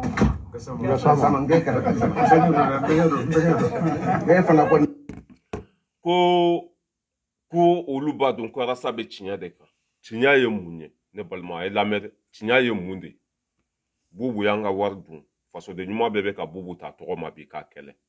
ni bubu ka mara tun wolola hɛrɛ la mali tun tɛ bila nin jahanama kɔnɔ fasoden ɲuman bɛɛ bɛ nin fɔ est ce que arasa bɛ nin fɔ wa IBK ye mali ci depuis arasa ko k'an ka IBK dɛmɛ don min na arasa bɛ ka IBK ta tɔgɔ ma wa ayi arasa ni bu sama k'a ka garde corps don min na o taara Karimu Keyita fɛ u segintɔla Karimu Keyita ye 1 million de d'u ma k'u ka don essence la ani bi cɛ arasa ye Karimu Keyita tɔgɔ fɔ cɛkɔrɔba ne ko e bolo tiɲɛ ye mun de ye an bɛ wulikajɔ fɛn fɛn na sa an video mani mun de y'an bila video kɛ la an faso dɛmɛli tɛ yan mɔgɔ minnu y'an faso ci an kan k'olu de kɛlɛ wa walima an kan k'olu tanu de an kan k'olu kɛlɛ ne t'a dɔn e ka tiɲɛ ye fɛn min ye diɲɛ kɔnɔ quoi cɛkɔrɔba moi je sais pas e ka kɛlɛ ye fɛn min ye diɲɛ kɔnɔ moi je sais pas est ce que mɔgɔ minnu ye mali ci bi arasa bɛ k'olu tɔgɔ fɔ wa a bɛ k'olu kɛlɛ wa est ce que a bɛ mais e ka tiɲɛ ye mun de ye quoi je sais pas o de la ni ne ye nin cɛkɔrɔba petit ta ye nin ye ne tɛ fɛ ka dɔ fɔ a ma dɛ parce que n fa fulan don mais komi jugu sago don i bɛ tuma dɔ la i bɛ fila fila k'a la quoi jugu sago don jugu sago tuma dɔ la i da bɛ maga a ka fɛn na quoi a ka jugu sagoya la quoi c'est tout sinon nin si bɛ yɔrɔ min na et puis i ɲɛ bɛ nin cɛkɔrɔba in na dɛ nin cɛkɔrɔba de tun bɛ ne wele waati min na ne a u yɛrɛ tun y'a dɔn ko ne ni arasa tɛ hakilina kelen na nin cɛkɔrɔba in tun bɛ ne wele a tun bɛ n wele Amérique aw bala yɛrɛ i bɛ ka min fɔ i bɛ ka tiɲɛ de fɔ mais k'olu tɛ se k'a fɔ ni n y'a da la ala kana hɛrɛ kɛ n ye ko ne bɛ ka min fɔ ko n bɛ ka tiɲɛ de fɔ dɛ mais ko olu da tɛ se k'a fɔ ko n'olu y'a fɔ ko baw bɛ nɛni u faw bɛ nɛni nin cɛkɔrɔba in de tun bɛ ne wele k'a to Amérique n'a tɛ k'an wele a bɛ n ka video la a ka bɔ ka démenti a ka bɔ ka démenti bon ninnu de bɛ arasa kɔ k'a bɛ ka tiɲɛ de fɔ tiɲɛ ye mun ye mɔgɔ minnu ye mali danbe bɔ a la k'u kɛlɛ mɔgɔ minnu ye mali danbe bɔ a la bɛɛ lajɛlen b'olu dɔn ko fasoden jugu don fasoden jugu mun kan ka kɛ fasoden jugu la k'a kɛlɛ a bɛ ka fasoden jugu kɛlɛ bi n'a m'a fɔ Diko a b'a fɔ ko mun yɛrɛ Sogɛli a b'a fɔ ko nin parce que mɔgɔ minnu ye miliyari suɲa o miliyari bɛ ji di arasa ba ma o miliyari bɛ ji di ne ba ma o miliyari bɛ ji di ne fa ma o miliyari bɛ ji di arasa fa ma n'u o wari minɛna caman bɛ bɔ jamana degun na mais il peut plus dire ça a tɛ se k'o kuma kɛ il est payé pour défendre ses salles corrompues tiɲɛtigi tɛ zon ka wari minɛ danbetigi o tɛ zon majamu danbetigi a tɛ jɛniya kɛ a tɛ wali furu sa a tɛ taa i y'a faamuya b'a la wali muso ta ka t'o bila yirimajɔ cɛkɔrɔba ne y'a fɔ ni sara k'i to nin kɔ mɔgɔ tɛ mɔgɔ ni ala cɛla dɔn dɛ mais n ka cɛ baara b'i bolo lahara dɛ cɛkɔrɔba ni sara k'i to nin sira in kan walahi bilahi baara b'i bolo la arasa bɛ nkalon de ka mɔgɔ jugu don a ta tiɲɛna déjà ça veut dire que a ye mali bɛɛ janfa ni sara k'i to nin sira in kan baara b'i bolo lahara dɛ i den filanw olu ye arasa bila i mɔden filanw olu bɔra arasa kɔ e cɛkɔrɔba belebele ni dasi sigilen bɛ komi cigaɲaga nkalontigɛla i bɛ k'a fɔ de ma k'o ye tiɲɛtigi ye or que tiɲɛ ma fili ma tɔ tɛ an bɛ dugawu de k'i ala ka hinɛ la k'i dayɔrɔ sumaya i y'an kɔ k'i to ne ma da la hali izini tɛ diɲɛ kɔnɔ min bɛ se k'e fabriquer tuguni e tɛ se ka dilan cogo tɛ e la cɛkɔrɔba parce que ne ye ko sugu bɛɛ kɛ k'a fɔ e ye ko arasa bɛ sira min kan k'a man ɲi a bɛ nkalon de kan mais dilan cogo tɛ e la n'ala ye mɔgɔ mago sa i mago sara ten ni ala ye mɔgɔninfin ta tiɲɛ i ta tiɲɛna de ça veut dire que solution t'a la fo ni ala yɛrɛ ɲan'i ma dɛ sinon mɔgɔ si tɛ se k'i dilan cɛkɔrɔba san 90 a sigilen bɛ ko arasa bɛ tiɲɛ kan waati min na a ye mɔgɔ mago sa waati min na a ye mali bɛɛ janfa a ka kɛlɛ kun na ani bi kɛlɛ bɛɛ ɲɛ b'a la différence b'o ɲɔgɔn cɛ e de sigilen bɛ ko a bɛ tiɲɛ kan quel tiɲɛ ne ko o tuma ni ne yɛrɛ ye maliyɛnw ye hali mɔgɔ minnu bɛ nkalon kan olu bɛ na n'o ko ala ka tiɲɛ dɛmɛ de ko an bɛ tiɲɛ kan o ne yɛrɛ dabaliya bɛ ban quoi mɔgɔ minnu bɛ nkalon kan dɛ olu de bɛ na ko an bɛ tiɲɛ kan vraiment tuma dɔ la ne bɛ sa de quoi mɔgɔ minnu bɛ nkalon kan o bɛ ka nkalon tigɛ bɛɛ ɲɛna o bɛ ka nkalontigiw défend o bɛ ka ala juguw défend ça veut dire que tiɲɛ tɛ se ka b'u da kɔnɔ olu fana bɛ n'u sigi ko an bɛ tiɲɛ kan dɛ ni ne ye n sigi ka nin lajɛ ne dabaliya bɛ ban quoi par exemple sa ni ne nana n sigi ko n bɛ tiɲɛ kan bɛɛ bɛ se k'o seereya ne bɛ tiɲɛ kan ne ye danbetigi ye wa ne ye halaladen ye ne ye kuma min fɔ o est-ce que o kuma tiɲɛ don walima tiɲɛ tɛ bubu ye mali nafolo suɲɛ walima ma suɲɛ bubu tile la denmisɛnninw ye san 2 kɛ o ma kalan o kuma tiɲɛ don wa walima nkalon don bɛɛ b'a seereya ko nin kuma ye tiɲɛ de ye bɛɛ b'o o seereya ya i bɛ ka tile la a ka mara wolola tɔɲɔ de la bɛɛ lajɛlen b'o seereya ko o kuma tɛ se ka wuli o ye tiɲɛ de i bɛ ka mara o wolola tɔɲɔ de la Arasa ye alimami muso minɛ ala ya a kumakan bɛ n bolo a fɛn bɛɛ bɛ n bolo bɛɛ lajɛlen b'o seereya k'o ye tiɲɛ de ye mais ni ne ye mɔgɔ dɔw ye non mais ne dabaliya bɛ pan o bɛ nkalon kan o bɛ ka arasa défend nkalon kan olu fana b'o sigi k'olu bɛ tiɲɛ de kan nin bɛ ne dabaliya ban mais a bɛ comme ça alimami bɛ bisimila dɔn zon bɛ bisimila dɔn alimami bɛ seli zon bɛ seli o de ye maliko in ye o mɔgɔ minnu y'a faamuya b'a la le plus assassin criminel i y'a faamuya b'a la ala jugu bilayi n'i ye u ye u bɛ silamɛya bloqué ta u nɛn ka di u dabara ka di mais u ka kɛwale zoro o de ye CDR mɔgɔ ta ye kɛwale zoro hali papa Darame ka so filɛ nin tɛ kumasulu ye papa Darame ka so cɛkɔrɔba ka so arasa yɛrɛ y'a fɔ ko du in sera ko combien de millions comment ça s'appelle 100 kalo kalo 100 kalo kalo o dɛsɛra ka bɔ yen i bɛ ka wari min don Ameriki taga la ni fɛn ninnu mɔgɔw bɛ ka wari min d'i ma Ameriki taga ni fɛn ninnu o tɛ se ka taa so dɔ ta yen luwanse la i bɛ taa yen k'i ka kise ka taa du dɔ ta luwanse la i bɛ yen k'i ka kise cɛkɔrɔba mago b'a ka du la mais nin bɛ bɔ cɛkɔrɔba ka du kɔnɔ san jumɛn cɛkɔrɔba mago b'a ka du la plus de 2 ans a dɛsɛra k'a ka du sɔrɔ nin barika bannen ninnu sigilen lajɛ k'u bɛ kuma mɔgɔw ɲɛfɛ k'u bɛ kuma mɔgɔw ɲɛna mais c'est décevant c'est honteux c'est décevant mɔgɔ tɔɲɔlaw bingalikɛlaw haramu dunnaw ala jugu cɛkɔrɔba mago b'a ka du la plus de 3 ans a bɛ cɛkɔrɔba ka du kɔnɔ kalo kalo so sara bɛ bɛn 100 de ma cɛkɔrɔba mago sera ka du ma a yɛrɛ da de y'a fɔ k'a mago sera ka du ma o kuma tɛ nkalon ye a ye 6 mois fɔlɔ di aw ma k'aw ka bɔ a ka du kɔnɔ aw ma se ka bɔ 6 mois filanan aw ma se ka bɔ sabanan aw ma se ka bɔ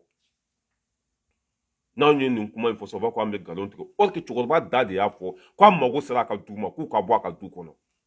o kuma tɛ wuli arasa yɛrɛ nana valider o don a ka faransi nali arasa yɛrɛ da y'a fɔ ko cɛkɔrɔba y'a wele k'a mago sera a ka du ma mais est ce que arasa y'a fɔ k'o bɛ bɔ nin don wa est ce que o bɛ ka bɔli ɲɛɲini wa papa Buya ka sigilen don ko arasa ka kɛlɛ non mais ko cɛkɔrɔba dilancogo tɛ la quoi bilahi ala ka hinɛ la k'i dayɔrɔ sumaya a y'a lamɛn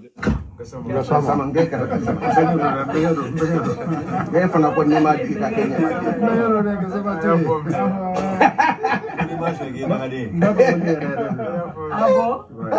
Allahu akbar a kuma mɔngi ne ye nin briefing de kɛ o kɔnɔna na n'i y'a sɔrɔ i bɛ se ka fɛn dɔ fɔ an ye min bɛ se ka an hakili sigi Mali ko la est-ce que ne yɛrɛ bɛ cogo min na ne bɛ yɔrɔ min na komi sisan ne m'a dogo dɛ don min na comment on appelle procureur bɔra k'a fɔ k'an ka démocratie o tɛ ko dogo ta ye koyi a ko an ka démocratie ko in an ka fɛngɛ ko in a tɔgɔ di liberté d'expression ko in an k'o to kɛrɛfɛ fɔlɔ an ka Mali sauver ko ni Mali sauvera ka ban tuma min o kuma ni fɛn min bɛ min kɛ o bɛ se ka kɛ ne o bɔra procureur da la ka jigi tigɛ nana ne kɔni jigi tigɛra dɛ n m'a fɔ dɔ wɛrɛ dɛ ne y'o de fɔ Ture a k'a bila kun na i jɔ n ka caméra ɲɛsin yɛrɛ ma a ka ɲɛ Ture papa Buya ka Fofana docteur Fofana depuis yen kuma in fɔ don min ne jigi tigɛra parce que Ture wallahi tallahi ni tun ye ne ɲininka ko jamana jigi dalen bɛ e kan cogo min na ko hɔrɔnya dalen bɛ e kan cogo min na k'a fɔ ko mɔgɔ de bɛ se ka e minɛ k'e bila baba falen kan k'i latunu ne b'a fɔ ko nkalon don ko mais n ye ko in faamu côté fila fɛ a côté fila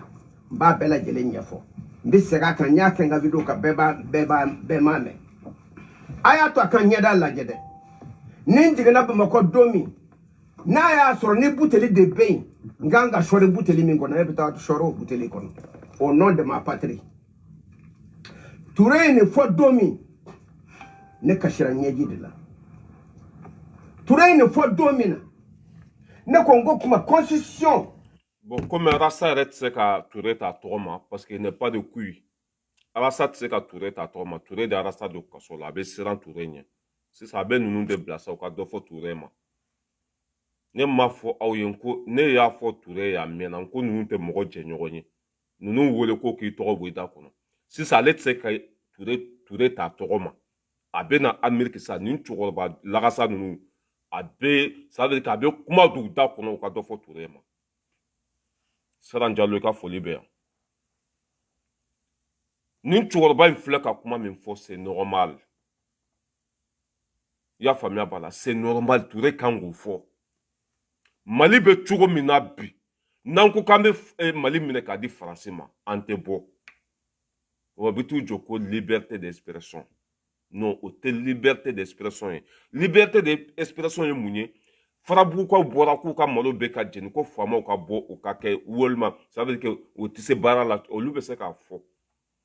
Mais bɛɛ ɲɛ b'a la Macron de ye Sogɛl nɛni ka Sogɛl dɔgɔya ka Asimi dɔgɔya ka Mali bɛɛ nɛni olu bɛ k'a fɔ ni Faransi tɛ ko Mali tɛ balo. Masa nin kuma bɛɛ bɛ k'a fɔ an sen kan nin kuma bɛɛ bɛ k'a fɔ an ɲɛna Touré ko ko o de ka dabila. An k'an tɛgɛ di ɲɔgɔn ma jamana ka jɔ fɔlɔ ni jamana jɔra min bɛ min kɛ i k'o kɛ. Bon sisan o filɛ no Rassa tɛ se ka Touré tɔgɔ bɔ a da kɔnɔ mais n'a taara yan fɛ a b'a fɔ ko wala nin bɛ kuma i n'a fɔ min wa ale ma kuma don a da kɔnɔ u ka dɔ fɔ Touré ma an tigɛra Touré la a donna ta a bɔra ta nin lajɛ ni cɛkɔrɔba lajɛ k'olu tigɛra Touré la ninnu tɛ mɔgɔ jɛ ɲɔgɔn ye dɛ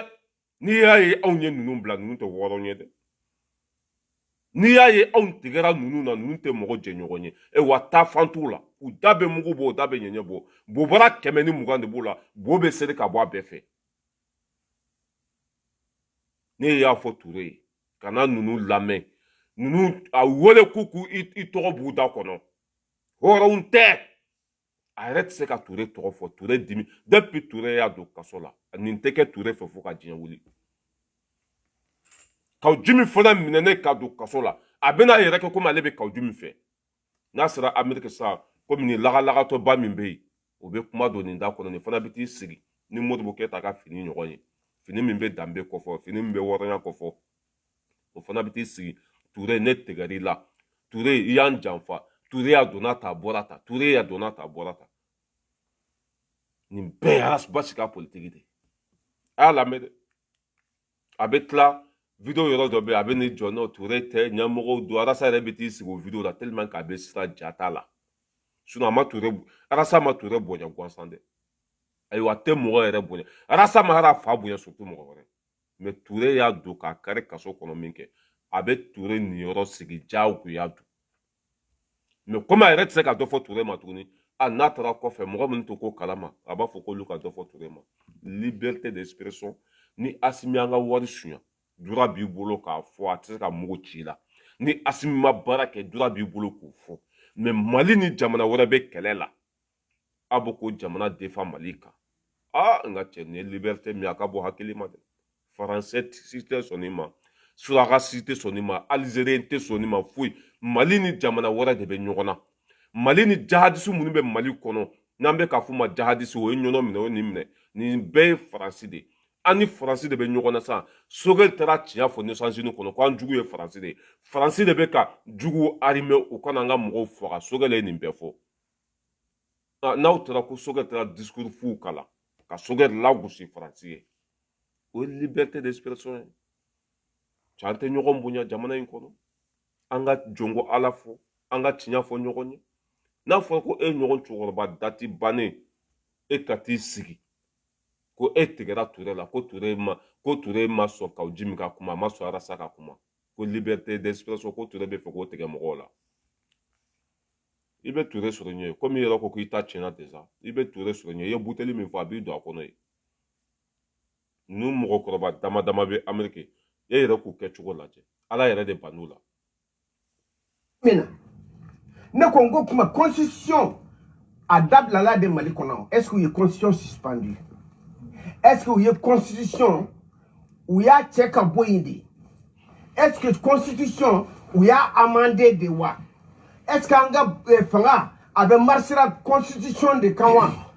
ou bien attaque marché constitution ka? Nous donc comment ou bien faire quoi avec une constitution taboulée? Liberté d'expression tarami.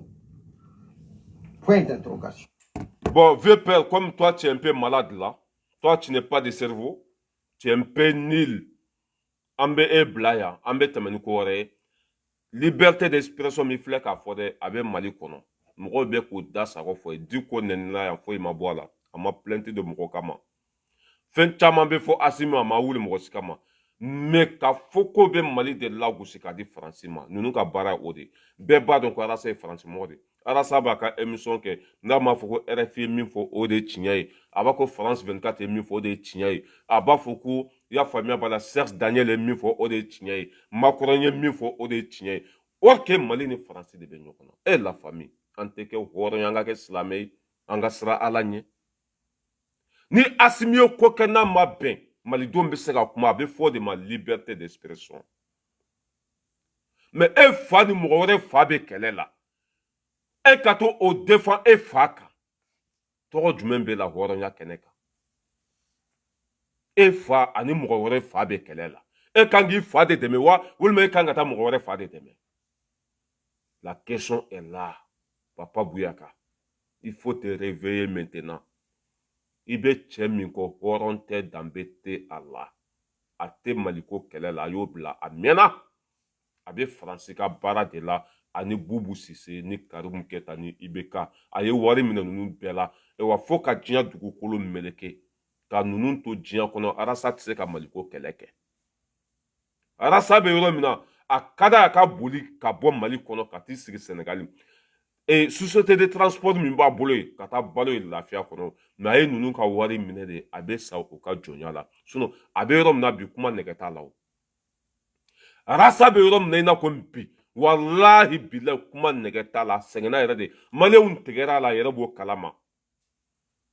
me abubu ka wari min na ya mine ay karum ka wari min mine na ça veut que na yo odun il est obligé ka ke opposant. Parce que Karim tise ka kuma, Boubou tise ka kuma. Aye Francis fana ka wari mimine. Il est obligé ka Francis défend Malika. Ni chukoroba teri sigi, ko kauji mimine na. Kauji mitume ka John défend Malika. Ni chukoroba teri sigi, ko kuma tigera sala, côté liberté d'expression. Mais chukoroba, toi tu n'as rien compris. Et bolo ko ambe lahara dea. Ambe Mali de kono kuma nunu be ka fo benyana bebe tieni galon donc abonyo kono sogel tra discours min kala ama fo batilima ama fo rasama ça veut dire qu'à Mali de défend aya fo français de ma a ko Mali jugu folo ko français do o kuma galon do wa o kuma tinya de sogel tse kata kidal me français be kidal o te bengali Mali ni français be kelela. N'a fɔra ko sogɛl do fo français ma aw ka taa sigi ka sogɛl lagosi a taara discours min kala a donna ta bɔra ta sogɛl ka boyi a donna ta bɔra ta o tɛ ka Mali minɛ ka di français ma wa o tɛ ka Mali minɛ ka di français ma ka Mali kɛ français sago ye o tɛ liberté d'expression cɛkɔrɔba ni kuma fɔra i b'a ta fan de ɲini k'a dɔn ni kuma fɔra a fɔra kun min kama i b'o de ɲini k'a dɔn on n'est pas con. On n'est pas bête, on n'est pas des moutons.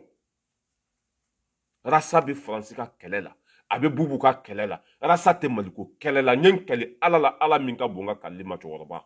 Billahi tallahi, Rasa te Maliko kɛlɛ la, Rasa be fenko kɛlɛ de la. Ça veut dire que Rasa mais cɛkɔrɔba, cɛ bonya sa, Papa Bouyaka Fofana. Itla kata ni fini nyana ma pendo fini min be dambe kofo ni ye fini ye hakili be jigi Modibo Keita la Modibo Keita tunye jonye Modibo Keita tunye jonye faso de nyuma dambe ba la Mali de nyuma woron ale tumeni fini do Papa Bouyaka tara ni ndo kisigi ka tla ka fara sabe chinyaka mɔgɔ min be chinyaka o be jɛnɛya mɔgɔ min be chinyaka o be galon tigɛ mɔgɔ min be chinyaka o be faso denjugu defan Papa Bouyaka, mais dilan cogo te elle. e tɛ se ka dilan ala de banni la cɛkɔrɔba san 90 a bɛ a den fila manipulateur le plus indigne malhonnête a b'o de ko a b'i sigi diɲɛ maa bɛɛ fana ɲɛna k'o bɛ ka tiɲɛ de fɔ o tuma aw bɛ ko dɔn ka tɛmɛ diɲɛ bɛɛ kan fɛn bɛɛ kɛ k'a bɛ kɛ ni constitution taabolo ye liberté d'expression taara min point d'interrogation n ko Touré n bɛ côté fila de nɔfɛ un côté négatif et un côté positif côté positif ye jumɛn ye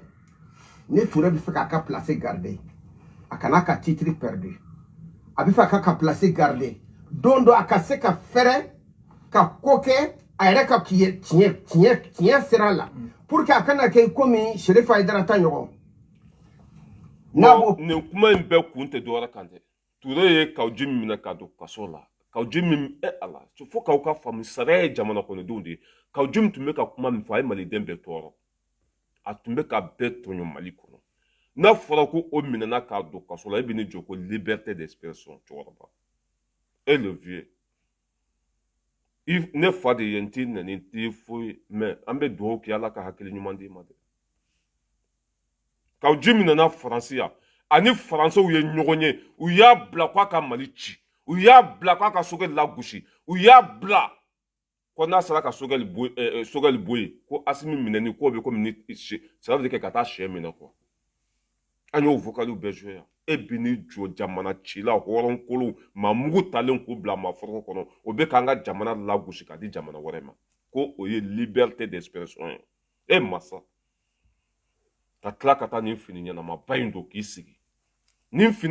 kelen ni kɔni nin fini y'a minɛ dɛ fugula min filɛ a kunna a n'a dasi ni fini y'a minɛ dɛ mais n'a ye vɛsi de don k'a b'o mantonin don vɛsi tɛ sɔn a la dɛ ani pantalon fana t'a minɛ n'a ye pantalon don i b'a lakali ko garampe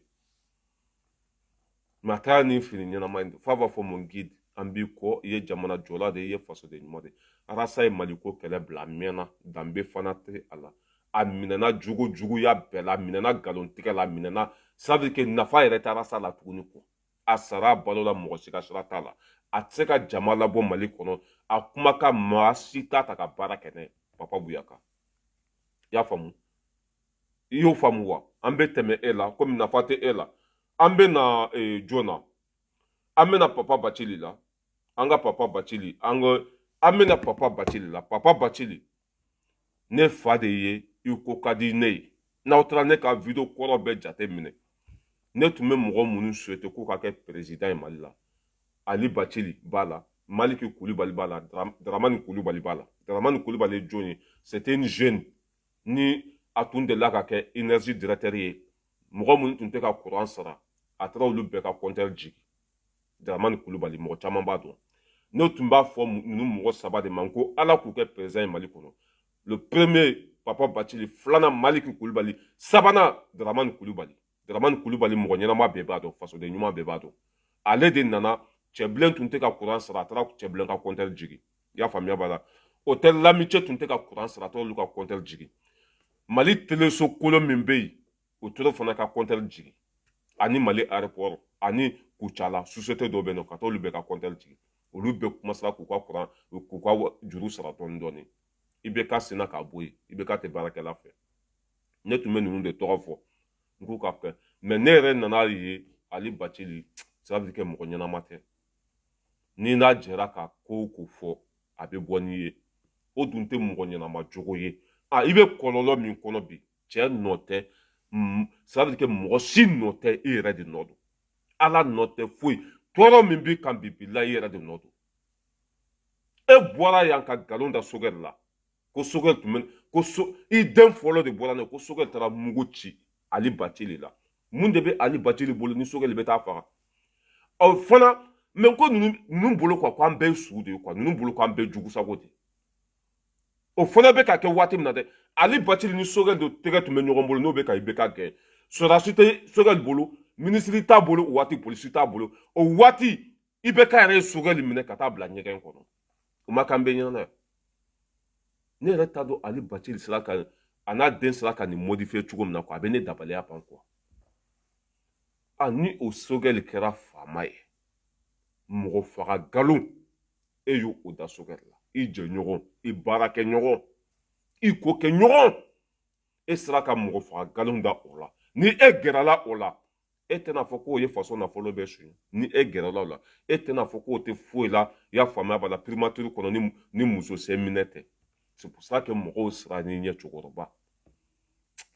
ça veut dire que i man ɲi quoi tɔɔrɔ min b'i kan b'i yɛrɛ de man ɲi n'i da tun bɛ sigi n'i tun bɛ tiɲɛ fɔ mɔgɔw tun b'i niyɔrɔ sigi bilahi Sogɛli tɛ fisuruwale ye Sogɛli tɛ mɔgɔ jugu ye walahi mɔgɔ ça veut dire que mɔgɔw ye jɔyɔrɔ sɔrɔ ça veut dire que e ka fisa ni olu ye siɲɛ 100 mɔgɔw donna CNT kɔnɔ Papa Bathily e ka fisa ni olu ye mɔgɔw ye ça veut dire que mɔgɔw kɛra ministres ye e ka fisa ni olu ye mais mun de y'a to ni mɔgɔ m'u hakili to e la ça veut dire que i kɛwale min b'i la dɛ a man ɲi cɛkɔrɔba an ko tiɲɛ fɔ ɲɔgɔn dɛ ne t'i nɛni n t'i buruja foyi mais i sɔn b'a fɔ mɔgɔw ye ten ça veut dire que preuve à l'appui dalu k'a di bɛɛ ma bɛɛ b'a ta fana ka baara kɛ n'a ye a tɛ wuli n'i y'a déposé i bɔra i y'o fɔ yan a vidéo n bɛna k'a la sisan ko Sogɛli en plus fana Sogɛli bɛ taa ale ka so dɛ rendez-vous de tun b'ale ni Sogɛli cɛ rendez-vous de tun b'ale ni Sogɛli cɛ Sogɛli an ka kɛ Sogɛli ka taa sɔrɔdasiw sɔrɔ e ka taa la mais o kɔrɔ tɛ ko Sogɛli nana ni sɔrɔdasiw ye Sogɛli tun tɛ fanga la président tɛ ministre tɛ Sogɛli tun bɛ président yɛrɛ de contrôle la o waati Sogɛli bɛ sɔrɔdasiw bɔ min ko ka taa e faga o de ye Sogɛli tigɛ e la o de y'a to ni Sogɛli tigɛra i la e wa ni nin fɔra mɔgɔ mɔgɔ ma bi ni mɔgɔ mɔgɔ nin nkalon sɔn ça veut dire que ka nin nkalon da i la i bɛ tigɛ a tigilamɔgɔ la ne jɛɲɔgɔn n baarakɛɲɔgɔn a kana bin kan ko ne tun bɛ fɛ k'ale faga fo ka diɲɛ wuli n tɛ k'a fɛ fo ka diɲɛ wuli n tɛ k'a fɛ hali ni kɔngɔ b'a faga bilayi c'est ça veut dire que n t'a dɛmɛ o kɛra an bɛɛ ɲɛna yan a denw wulila ka Sogɛli nɛni yan fɛn bɛɛ kɛra Sogɛli la yan a bi ni kɔngɔ y'a minɛ n'a bɛ fɛ ka jɔyɔrɔ sɔrɔ n'a bɛ fɛ mɔgɔw ka hakili to a la a bɛ bɔ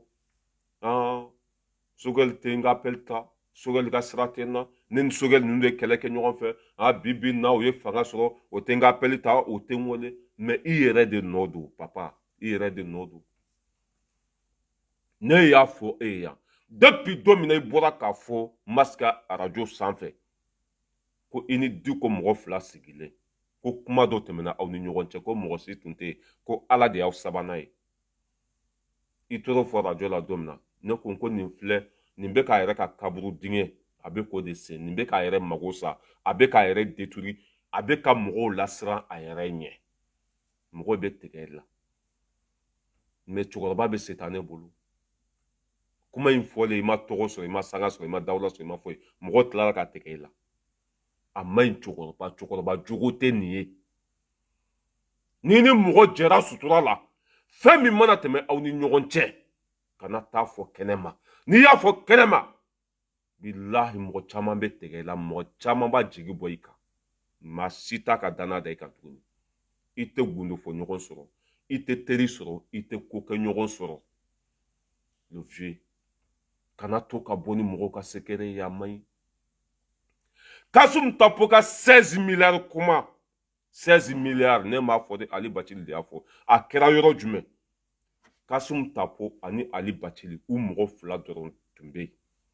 parce que Kasum Tapo y'a fɔ yan ko Jatiline a muso Jatiline ko ani o tun bɛ taa ko ale ka piscine na waati min na ko waati ale ni Bathily tun ka di Bathily tun bɛ si ale ka so Bathily comment ça s'appelle Kasum Tapo ye gosili kɛ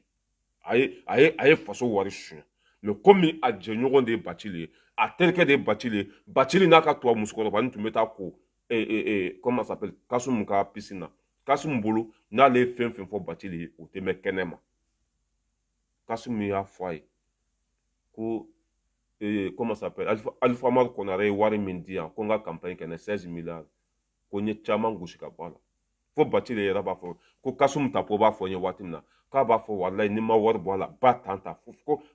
Kasum Tapo bɛ banni kɛ ne ko n'a tun bɛ nin dɔn ni cɛkɔrɔba bɛ nin conséquence dɔn a tɛ nin fɔ bilahi ça veut dire que i bɛ k'i yɛrɛ mago de sa an bɔra o la a bɔra n'u ye o diyara an bɛɛ ye parce que an bɛɛ jugu de ye Kasum Tapo ye zon don o fana ka ɲi zon ma an bɛ bɔ min kalama tuguni comment ça s'appelle ani Amion Guindo min filɛ Pampan na komi tɛnɛni a kuma dɔ tɛmɛna Amion Guindo ni Bacili fana cɛ a bɔra tuguni a y'o fɔ Amion Guindo ko ale bɛ place min na ko ale tun bɛ place min na i bɛ k'a ka fanga la ko Diko de y'ale dɛmɛ o de kosɔn ale y'o place sɔrɔ Bacili y'o kuma fana fɔ dɛ a video bɛɛ an tɛ nkalon t'a la cɛkɔrɔba don an t'a nɛni foyi kuma min tɛmɛna ani Amion Guindo cɛ Bacili taara o fana lakali an bɔra o la M5 ka kɛlɛ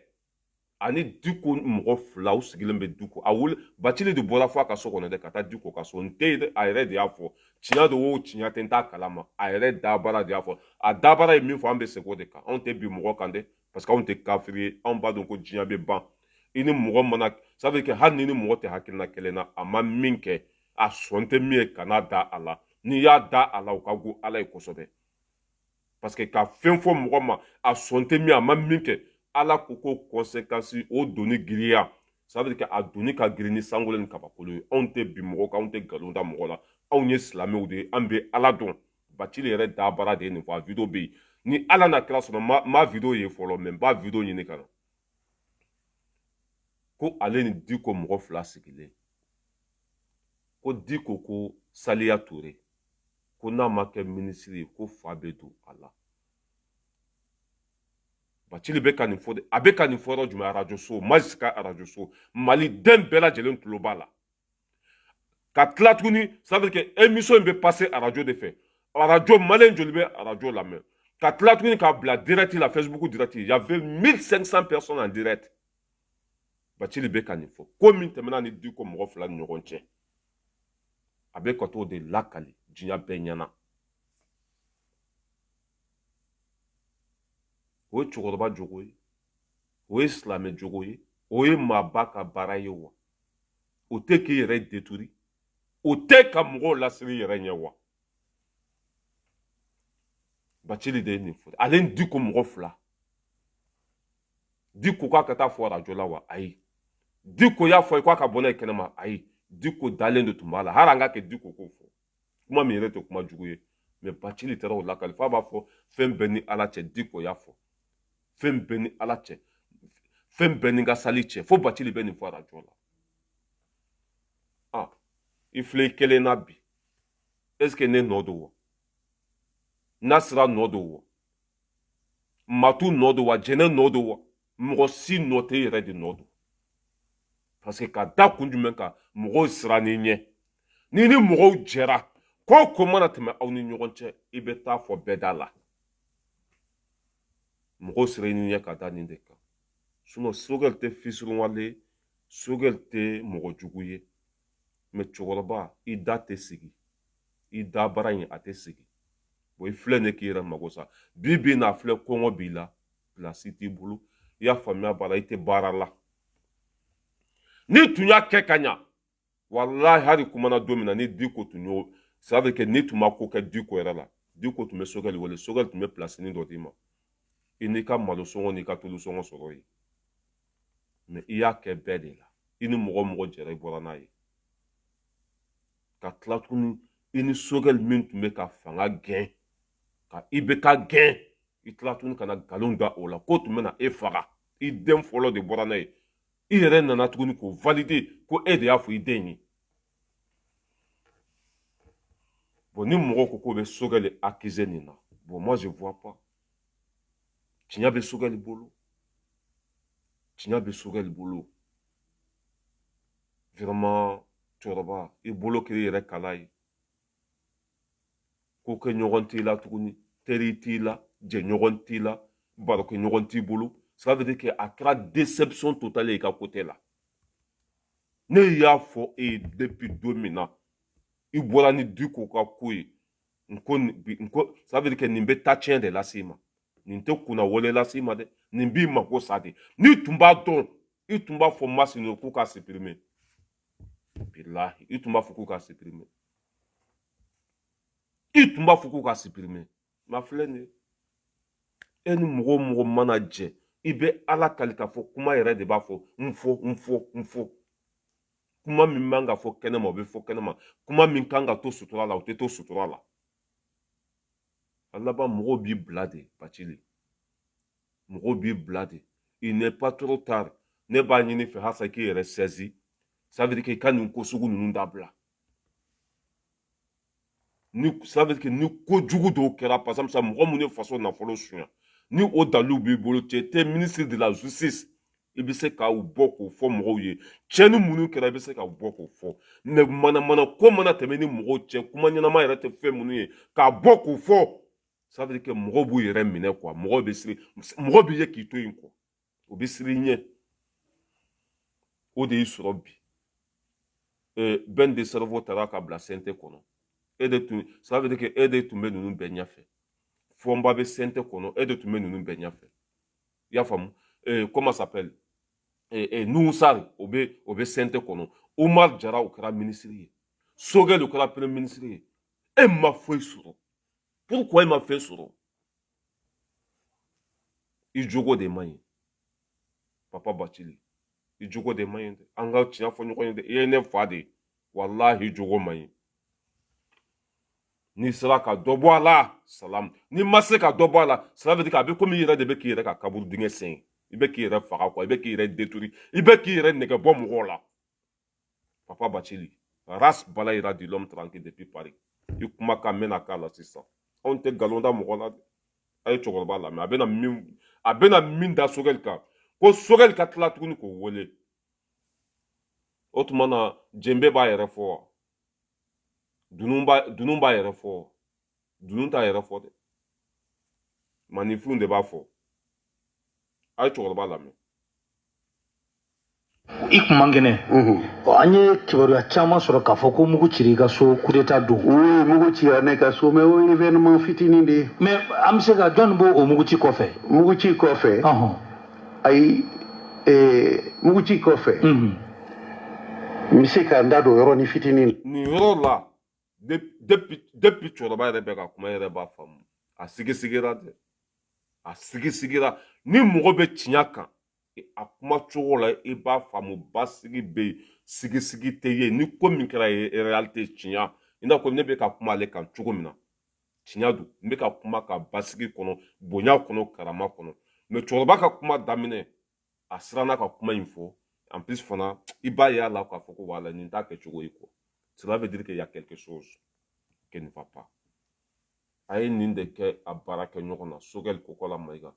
k'o taara mugu ci ale la ka so kɔnɔ mun b'a bolo miliyari t'i bolo i tɛ président ye i tɛ ministre ye pa paga en plus fana e ni Sogɛl de farala ɲɔgɔn kan ko ka IBK bɔ yen IBK bɛ gɛn waati min na polisiw tun b'ale de bolo sɔrɔdasiw tun b'ale de bolo munna IBK bɛ sɔrɔdasiw ça veut dire ka accord di sɔrɔdasiw ma k'u ka fara Sogɛl kan ka taa e faga bɛɛ b'a dɔn ko IBK jugu fɔlɔ tun ye Sogɛl de ye parce que Sogɛl de tun bɛ M5 ɲɛfɛ et puis IBK b'a dɔn fana o IBK kelen a ye Sogɛl minɛ k'a don kaso la ka Kawuji minɛ ka Muntaga Tali minɛ o bɛ sɔn ka sɔrɔdasiw di Sogɛl ma o ka taa e faga walima Mali sɔrɔdasiw kɛra de dɔrɔn i bɛ t'u sɔrɔ carré kɔnɔ ka 200 d'u ma u bɛ taa mɔgɔ faga cɛkɔrɔba a lamɛn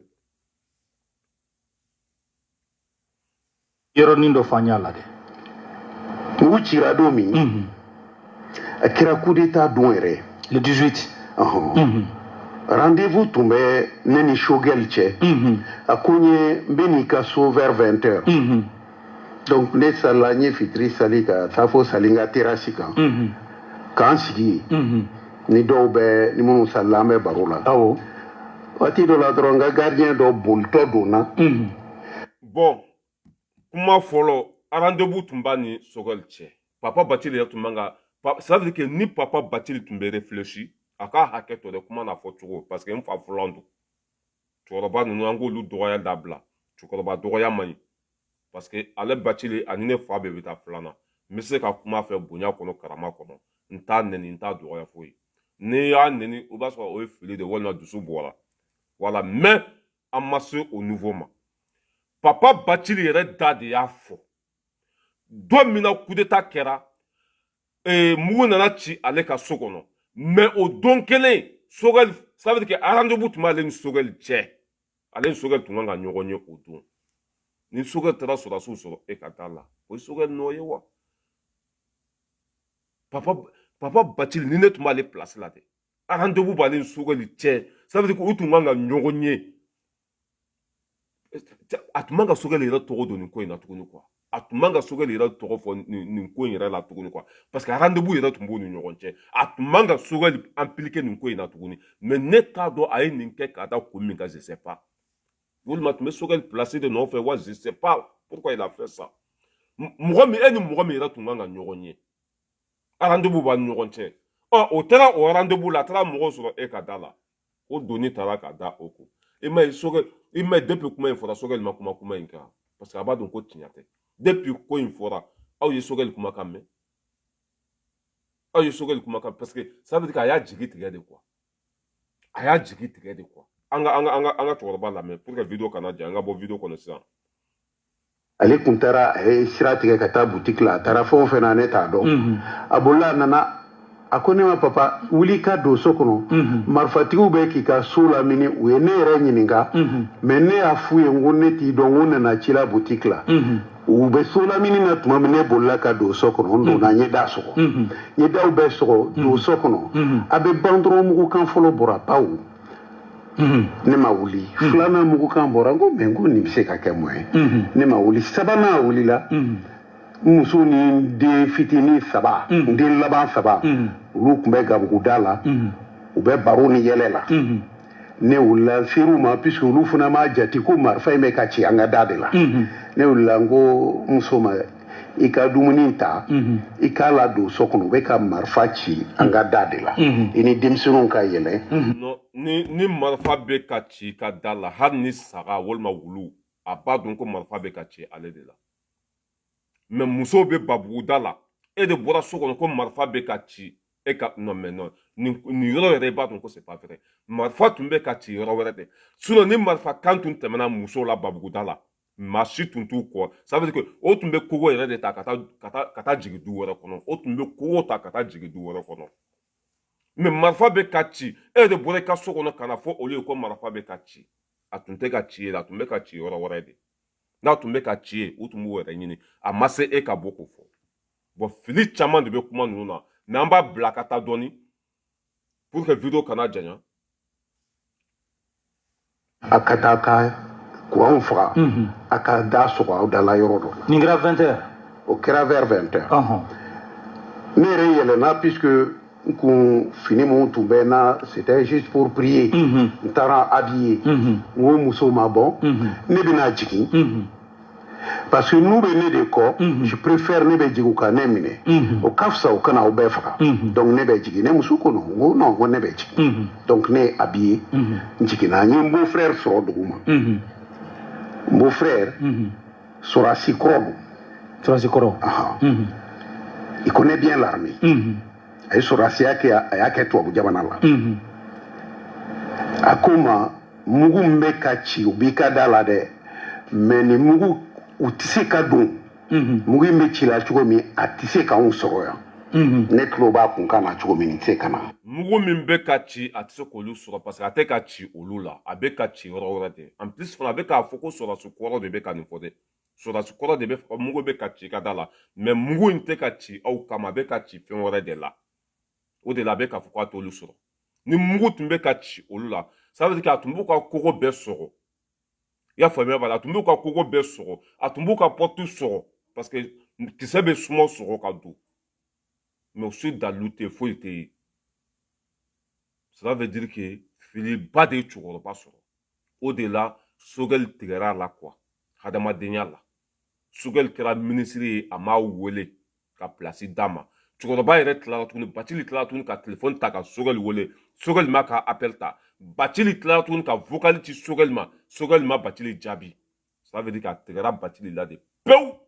Bacili ye min ça veut dire que Bacili ye ko min kɛ Sogɛli la hali n'a y'a kɛ ne yɛrɛ la ne t'a ka appel ta n t'a jaabi hadamadenya yɛrɛ la c'est ça la vérité c'est ça tout t'a la ta t'a la sogɛli ye min kɛ o de y'a kɛ cogo ye waati min na IBK bɛ ka gɛn e ni ne bɛ ka IBK gɛn sɔrɔdasi t'an bolo se tɛ an ye IBK ye sogɛli yɛrɛ minɛ k'a don kaso la o ka taa Mali sɔrɔdasiw ta kare kɔnɔ k'o bɛ na e faga mun bɛ e bolo mun nafa b'i la masa bon a filɛ nin ye a y'a yɛrɛ mako sa fu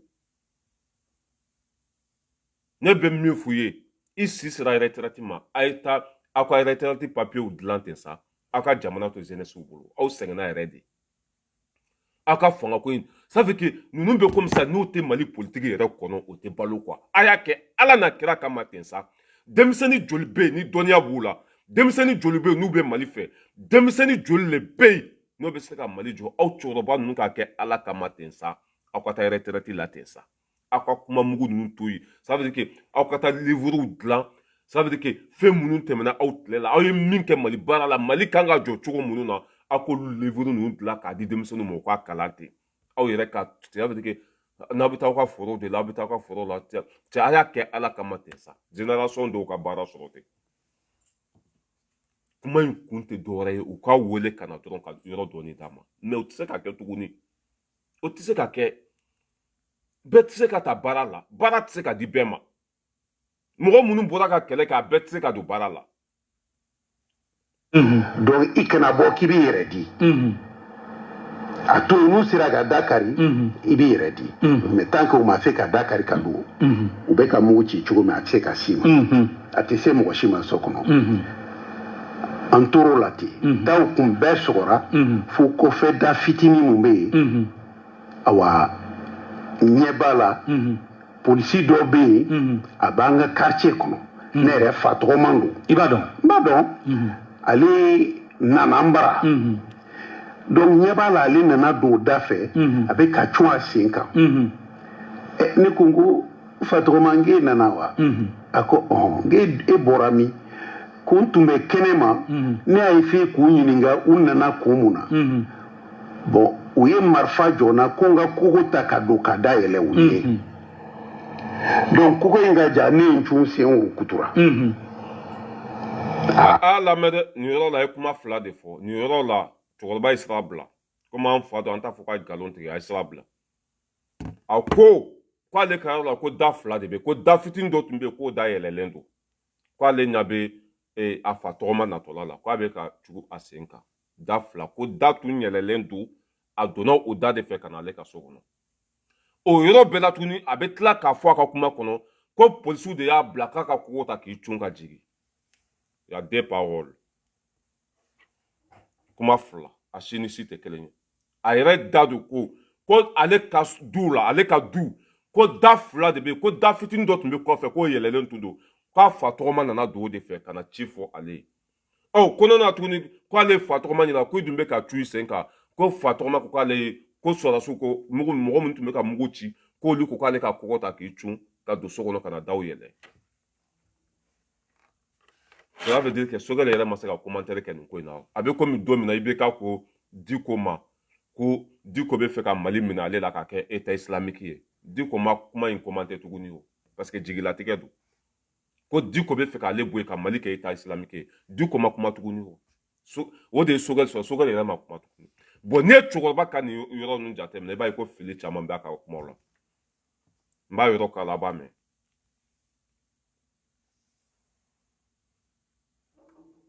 ne ko n ko bon an ka taa so kɔnɔ ne muso yɛrɛ ye docteur ye n ko furaw bɛ a ka fura k'i sen na parce que ɲɛ b'a la je crois Mali tɛgɛrɛ bɛ n'a fɔ ko i bɛ k'a ka fanga tun kan ka tigɛ a nɔ la tɛgɛrɛ bɛ fɔ a ye dɛ yɛrɛ ATT binna maliyɛnw ɲinɛ n'u kɔ bi fu b'a kɛ i b'a fɔ ko an ka baara puruti de ka puruti. n b'a jɔ yan n ka heure sera n b'a jɔ yan an bɛ bɛɛ lajɛlen fo ka bɛɛ waleɲuman dɔn c'était ça ni Ala na kira sɔnna don min na fana a bɔra ni Diko ka kumaw ye an bɛna o ta k'a di aw bɛɛ lajɛlen ma mɔgɔ caman bɛ k'a fɔ ko Bacili Jo don place tun kan ka d'a ma non mɔgɔ ni mɔgɔ bɛ jɛ de ça veut dire que mɔgɔ min tɛ bɔ ni mɔgɔw ka secret ye parce que Bacili bɛ ka min kɛ mɔgɔw la n'a kɛra ne ni e la e min bɛ k'a fɔ k'a jo b'a la n'a kɛra ne ni e la e tɛ sɔn vraiment ka gɛrɛ i la n'a ye nin kɛ e la parce que mɔgɔ bɛ bɔ ni e ka secret ye kuma min tɛmɛna ni ɲɔgɔn cɛ gundo la kuma min tɛmɛna ni ɲɔgɔn cɛ mɔgɔ fɛn fɛn bɛ bɔna i kɛnɛma ni mɔgɔ y'a kɛ e la i tɛ sɔn abada a tigi ka gɛrɛ la wa i tɛ n'i ka kuma wɛrɛ fɔ a tigi ye wala an ka ça veut dire k'an kana to ka ko ninnu compliquer an ka ɲɛsin tiɲɛ ma dɔrɔn an k'o fɔ i y'a faamuya b'a la an ka ɲɛsin tiɲɛ ma dɔrɔn an k'o fɔ c'est comme ça voilà ni o bɔra yen nɔ CDR mɔgɔnin ninnu dɔn ne y'a fɔ ko n tɛ olu jaabi n bɛ même pas une minute n bɛ n da don o yɔrɔ la ka video tigɛ ne y'a fɔ ko CDR mɔgɔnin dɔ bɛ yen nɔ fo ka diɲɛ wuli ne t'olu tɔgɔ fɔ bon n y'a bɔ ka video dɔ la a bɛ ka circuler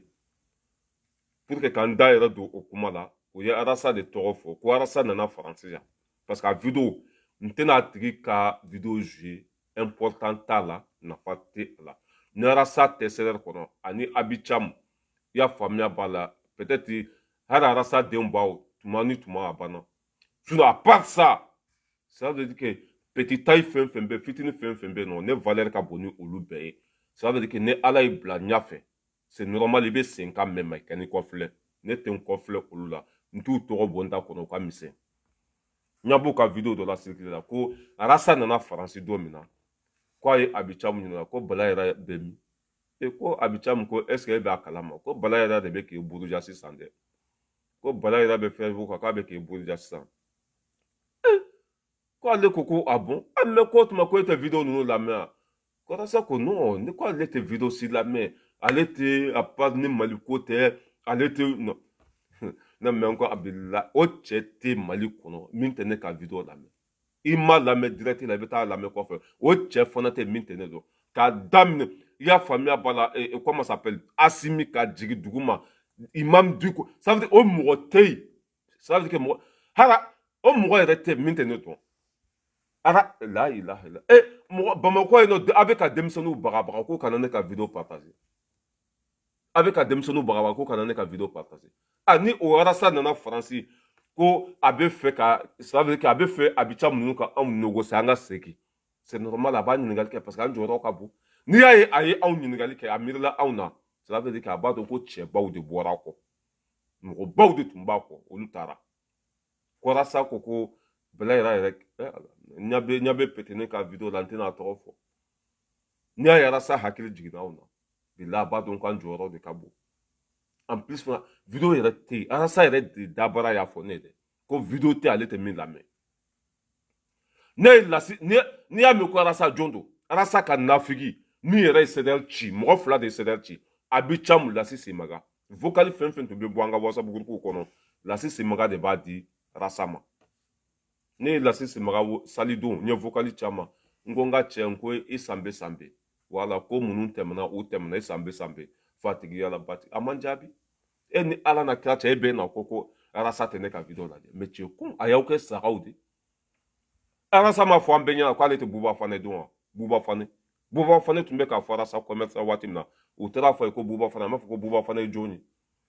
a laban ma bɔ tuguni ka ne sigi k'ale ni Buba Fane tun bɛ ɲɔgɔn na a mɛnna Arasa c'était une manipulateur mɔgɔ fɛn fɛn bɛ bogo don a la a b'a yɛrɛ kɛ ko ma ɲa t'i la mais e de bɛ k'a sɔgɔ e de bɛ hali sisan n bɛ direct la sa i b'a sɔrɔ a bɛ k'a lajɛ page fo joli de b'a bolo page fo caman de b'a bolo o ka o saga in o saga fana bɔra ko ja ko an bɛ kule la ko Arasa t'anw lamɛn yɛrɛ ko an bɛ kule la ko Arasa t'anw lamɛn e t'a kalama an bɛ dugawu kɛ Ala ka hinɛ la Arasa bɛ anw ka video bɛɛ lamɛn a ye tapage de kɛ comme vous êtes des moutons aw tɛ ko kalama Arasa bɛ t'i sigi a mago bɛ anw na a tɛna anw ɲɔgɔn sɔrɔ tanti Zanette kɔni n ka foli bɛ yen tanti Zanette i folenba don k'i fɔ k'i waleɲuman don an bɛ ɲɔgɔn bolo tanti Zanette on est ensemble voilà comme aw tɛ ko kalama Arasa bɛ n'i sigi a hakili jiginna anw na a mago bɛ anw na pour que Abicam bɛ se ka parce que kuma n'a kɔrɔ don quoi n'a ko Abicam ma ko Bala yɛrɛ ninnu kibaru bon tabi ne Abicam ko bon i n'o tɛ hakilina kelen na sisan dɛ bon a b'a ko ɲɛɲini ka Abicam bila ka négocier pour que anw ka segin ka na mais e gawa ba in bɛ t'i sigi i y'a faamuya b'a la ko Arasa ça veut dire que hali mɔgɔ min bɛ video kɛ bi n t'a dɔn dernier yɛrɛ ye jɔn ye Facebook sanfɛ dernier Yusuf Ɲamankolon de wa walima jɔn je sais pas quoi dernier ye jɔn ye Tijo de Paris hali Arasa bɛ Tijo de Paris lamɛn Tijo de Paris Mandela Cissé ninnu Arasa bɛ ninnu bɛɛ lamɛn e bɛ ni jɔ ko Arasa ko Bala yɛrɛ bɛ min mais cela veut dire que e min taara fo a mɛ e ɲininkali kɛ e min bɔra i ka so ka taa fo a mɛ e ɲininkali kɛ a mɛ e dɔn mɛ n'i y'a ye a hakili jiginna anw na a b'a dɔn ko an jɔyɔrɔ ka bon de wala n bɛ aw bila yan saga ninnu ala ka hinɛ aw la k'aw dayɔrɔ sumaya video tɛ arasa yɛrɛ dabara video tɛ facebook sanfɛ a tɛ min lajɛ a dabara a ko hali n'a ma se ka min lajɛ ko Lasisi Maga b'o lajɛ a bɛ na fɔ a ye hali ni mɔgɔ donna video kɛ la bi hali ni mɔgɔ donna video kɛ la bi a b'a lajɛ o saga ninnu sigilen bɛ ja arasa y'a fɔ an bɛɛ ɲɛna k'a tɛ buba fana dɔn arasa y'a fɔ an ɲɛna yan ko k'a ma wari minɛ bubu la arasa y'a fɔ aw ɲɛna ko ni bubu ma deli ka ɲɔgɔn ye k'a ni bubu ma deli ka ɲɔgɔn ye o bɛɛ ma fɔ yan k'a ni bubu tile kelen ma ɲɔgɔn ye si c'est une manipulateur saga ninnu bɛ wuli comme ça hali den min wolola bi ni donna video kɛ la arasa b'i lamɛn kɔni tɛ ka dɔ fɔ ale ma a bɛ komi IBK tun bɛ cogo min na IBK tun b'an bɛɛ ka video lajɛ tablette b'a bolo a sigilen b'a ka salon kɔnɔ tablette ni mɔgɔ min ko bɔ a k'a bila a bɛ se k'a fɔ Karim Keita nin tɔgɔ sɛbɛn n'a nana an b'a don kaso la n fatɔma nin tɔgɔ sɛbɛn IBK tun bɛ bɛɛ ka video lajɛ o mɔgɔ Mali yɛrɛ kɔnɔ parce que anw filɛ français anw de ça veut dire que tuma dɔ la anw de tɛ se ka temps sɔrɔ ka video bɛɛ lamɛn mais Mali la mɔgɔ minnu tɛ baara la a dɔw bɛ t'u sigi magasin da la surtout an ka faama ninnu o tɛ baara yɛrɛ kɛ téléphone dɔrɔn de b'u bolo u bɛ tile video lajɛ nin fɛn ninnu na u tɛ baara la u tɛ foyi la wala k'aw bɛɛ lajɛlen fo Seku Jani n ka foli b'i ye mɔgɔ fɛn fɛn bɛ kɛnɛ kɔnɔ k'aw bɛɛ lajɛlen fo merci beaucoup an bɛ ɲɔgɔn bolo voilà baara dɔɔni inchallah merci beaucoup on ensemble ka bɛɛ lajɛlen fo Sidi Darame n ka foli b'i ye Sidi Darame k'i fo k'i waleɲuman dɔn Saran Jani n ka foli b'i ye Saran Jani an bɛ ɲɔgɔn bolo mɔgɔ fɛn fɛn bɛ an ka video lamɛn ka commenter ka partager an bɛ ɲɔgɔn bolo inchallah hali bi an ka to tiɲɛ kɔ an ka to ala kɔ ni Mali jɔra a jɔra an bɛɛ ye parce que surtout minnu bɛ diaspora la yan n'an ye wari sɔrɔ dɔrɔn an bɛ miiri mun na ka du san ka du jɔ ça veut dire que k'an ka avenir dilan Mali la diaspora fanba bɛ b'o de kɛ ne ma maliyɛn den ça veut dire que sɛbɛkala foyi de ye ko n'i nana tunga la ko n'i ma miiri faso la a tilankɛ bɛɛ bɛ wari fara ɲɔgɔn kan de ka du terrain san ka du jɔ ka ça veut dire que k'u ka avenir dilan Mali la quoi bon ni Mali tiɲɛna sa a tiɲɛna an bɛɛ ye an k'an jija mɔgɔ minnu ça veut dire que faso den jugu k'olu da lafiya kɔnɔ k'u yira diɲɛmaw la ka an sɛbɛ don an faso ma voilà ɲɔnɔnkaw fana ɲɔnɔnkaw ko mun yɛrɛ Moribugu ko dugu dɔ bɛ yen nɔ ko Moribugu olu ko o dugu minɛnen don k'a bɛ kalo 8 bɔ ko olu bɛ bɔ Asimi kama ni Sogɛli ne bɛ min fɔ u ye dɔrɔn u ka sabali u ka muɲu dɔɔni n'i y'a ye an ka ministre des affaires étrangères n'o ye Abdoulaye Diop a taara Irisi jamana kan a taara mun de la nin bɛɛ lakanako de malidenw bɛ se ka lafiya cogo min na n'i y'a ye Sogɛli taara Nations Unies kɔnɔ i y'a faamuya b'a la ka tiɲɛ fɔ tubabuw ye bi ani faransi bɛ kɛlɛ la mun don pour que Mali bɛ se ka basigi ça veut dire que ninnu bɛ baara de la quoi mais jamana min tun t'an bolo san 10 ninnu tɛ se ka dilan tile kelen surtout ani faransi filɛ ɲɔgɔn na cogo min na c'est normal Maliw bɛ jeni parce que ça veut dire que pour que ka kɔngɔ bila an na an ka sɔn olu ta ma ça veut dire quoi pour que ka kɔngɔ bila an na an ka sɔn olu ta ma kɛlɛ in kɔnɔna ka dun quoi mais malidenw de bɛ se ka muɲu ɲɔgɔn kɔrɔ ka ɲɔgɔn dɛmɛ ka Mali sauver fɔlɔ mais n'an bɛɛ ko k'an ka fitinɛ an ka bɔ an ka tagama Sogɛli man ɲi Asimi man ɲi malo jenina malo ma jeni bon a laban an yɛrɛ bolo bɛ kɛ an yɛrɛ kala ye ni bolo dun kɛra i yɛrɛ kala ye ça veut dire que i bolo b'i kɔnɔ fara walima a b'i kun ci n'o dun kɛra o y'i ta tiɲɛnen ye wala an ka sabali président ye dɔ bɔ a yɛrɛ sara la a bɛ ka don ji la a bɛ ka don balo la zon bɛ ka minɛ ça veut dire que Mali ko yɛrɛ de bɛ yen sisan baara bɛ ka kɛ tiɲɛ kan yɛrɛ de mais a bɛɛ tɛ se ka ɲɛnabɔ tile kelen a bɛɛ tɛ se ka kɛ tile kelen Mali tɛ se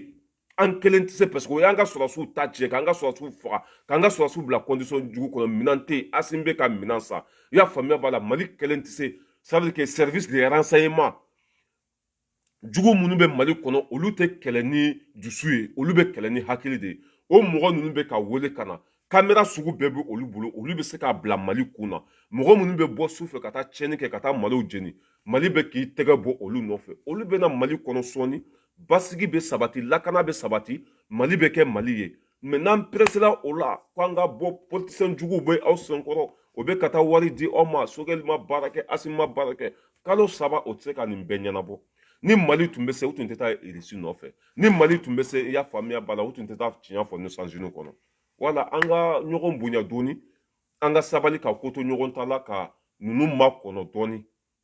u hakili bɛ an na Mali ɲɛtaga b'u u dusukun na Mali kanu b'u u la u nana baara fana de kama o ye misali yira anw na o ye ko yira anw na mɔgɔ ma deli ka min yira an na anw kɔni b'u kɔ n'u ye sira bila fana an b'o fɔ u ka wari tɛ an kɔnɔ u tɛ an balo anw bɛ Mali de kama anw tɛ mɔgɔ kama mais an ka temps d'u ma dɔɔni avec le temps an bɛna dɔn baarakɛlaw don walima fugariw don o bɛna dɔn tagalen ɲɛfɛ mais n'an ko k'an ka bɛɛ ka bɔ nin ma bɛn ma nin kɛra na bon c'est vrai degun bɛ aw kan tɔɔrɔ bɛ aw kan mais a ko bɛ kɛ ni hakili de n'an ko k'an bɛɛ ka bɔ ka marche kɛ a laban juguw bɛ don yɔrɔ sɔrɔ a laban juguw bɛ an bila ɲɔgɔn na o y'o de kɛ Kadafi la i y'a faamuya b'a la ka Kadafi faga voilà c'était ça la famille merci beaucoup an bɛ ɲɔgɔn bolo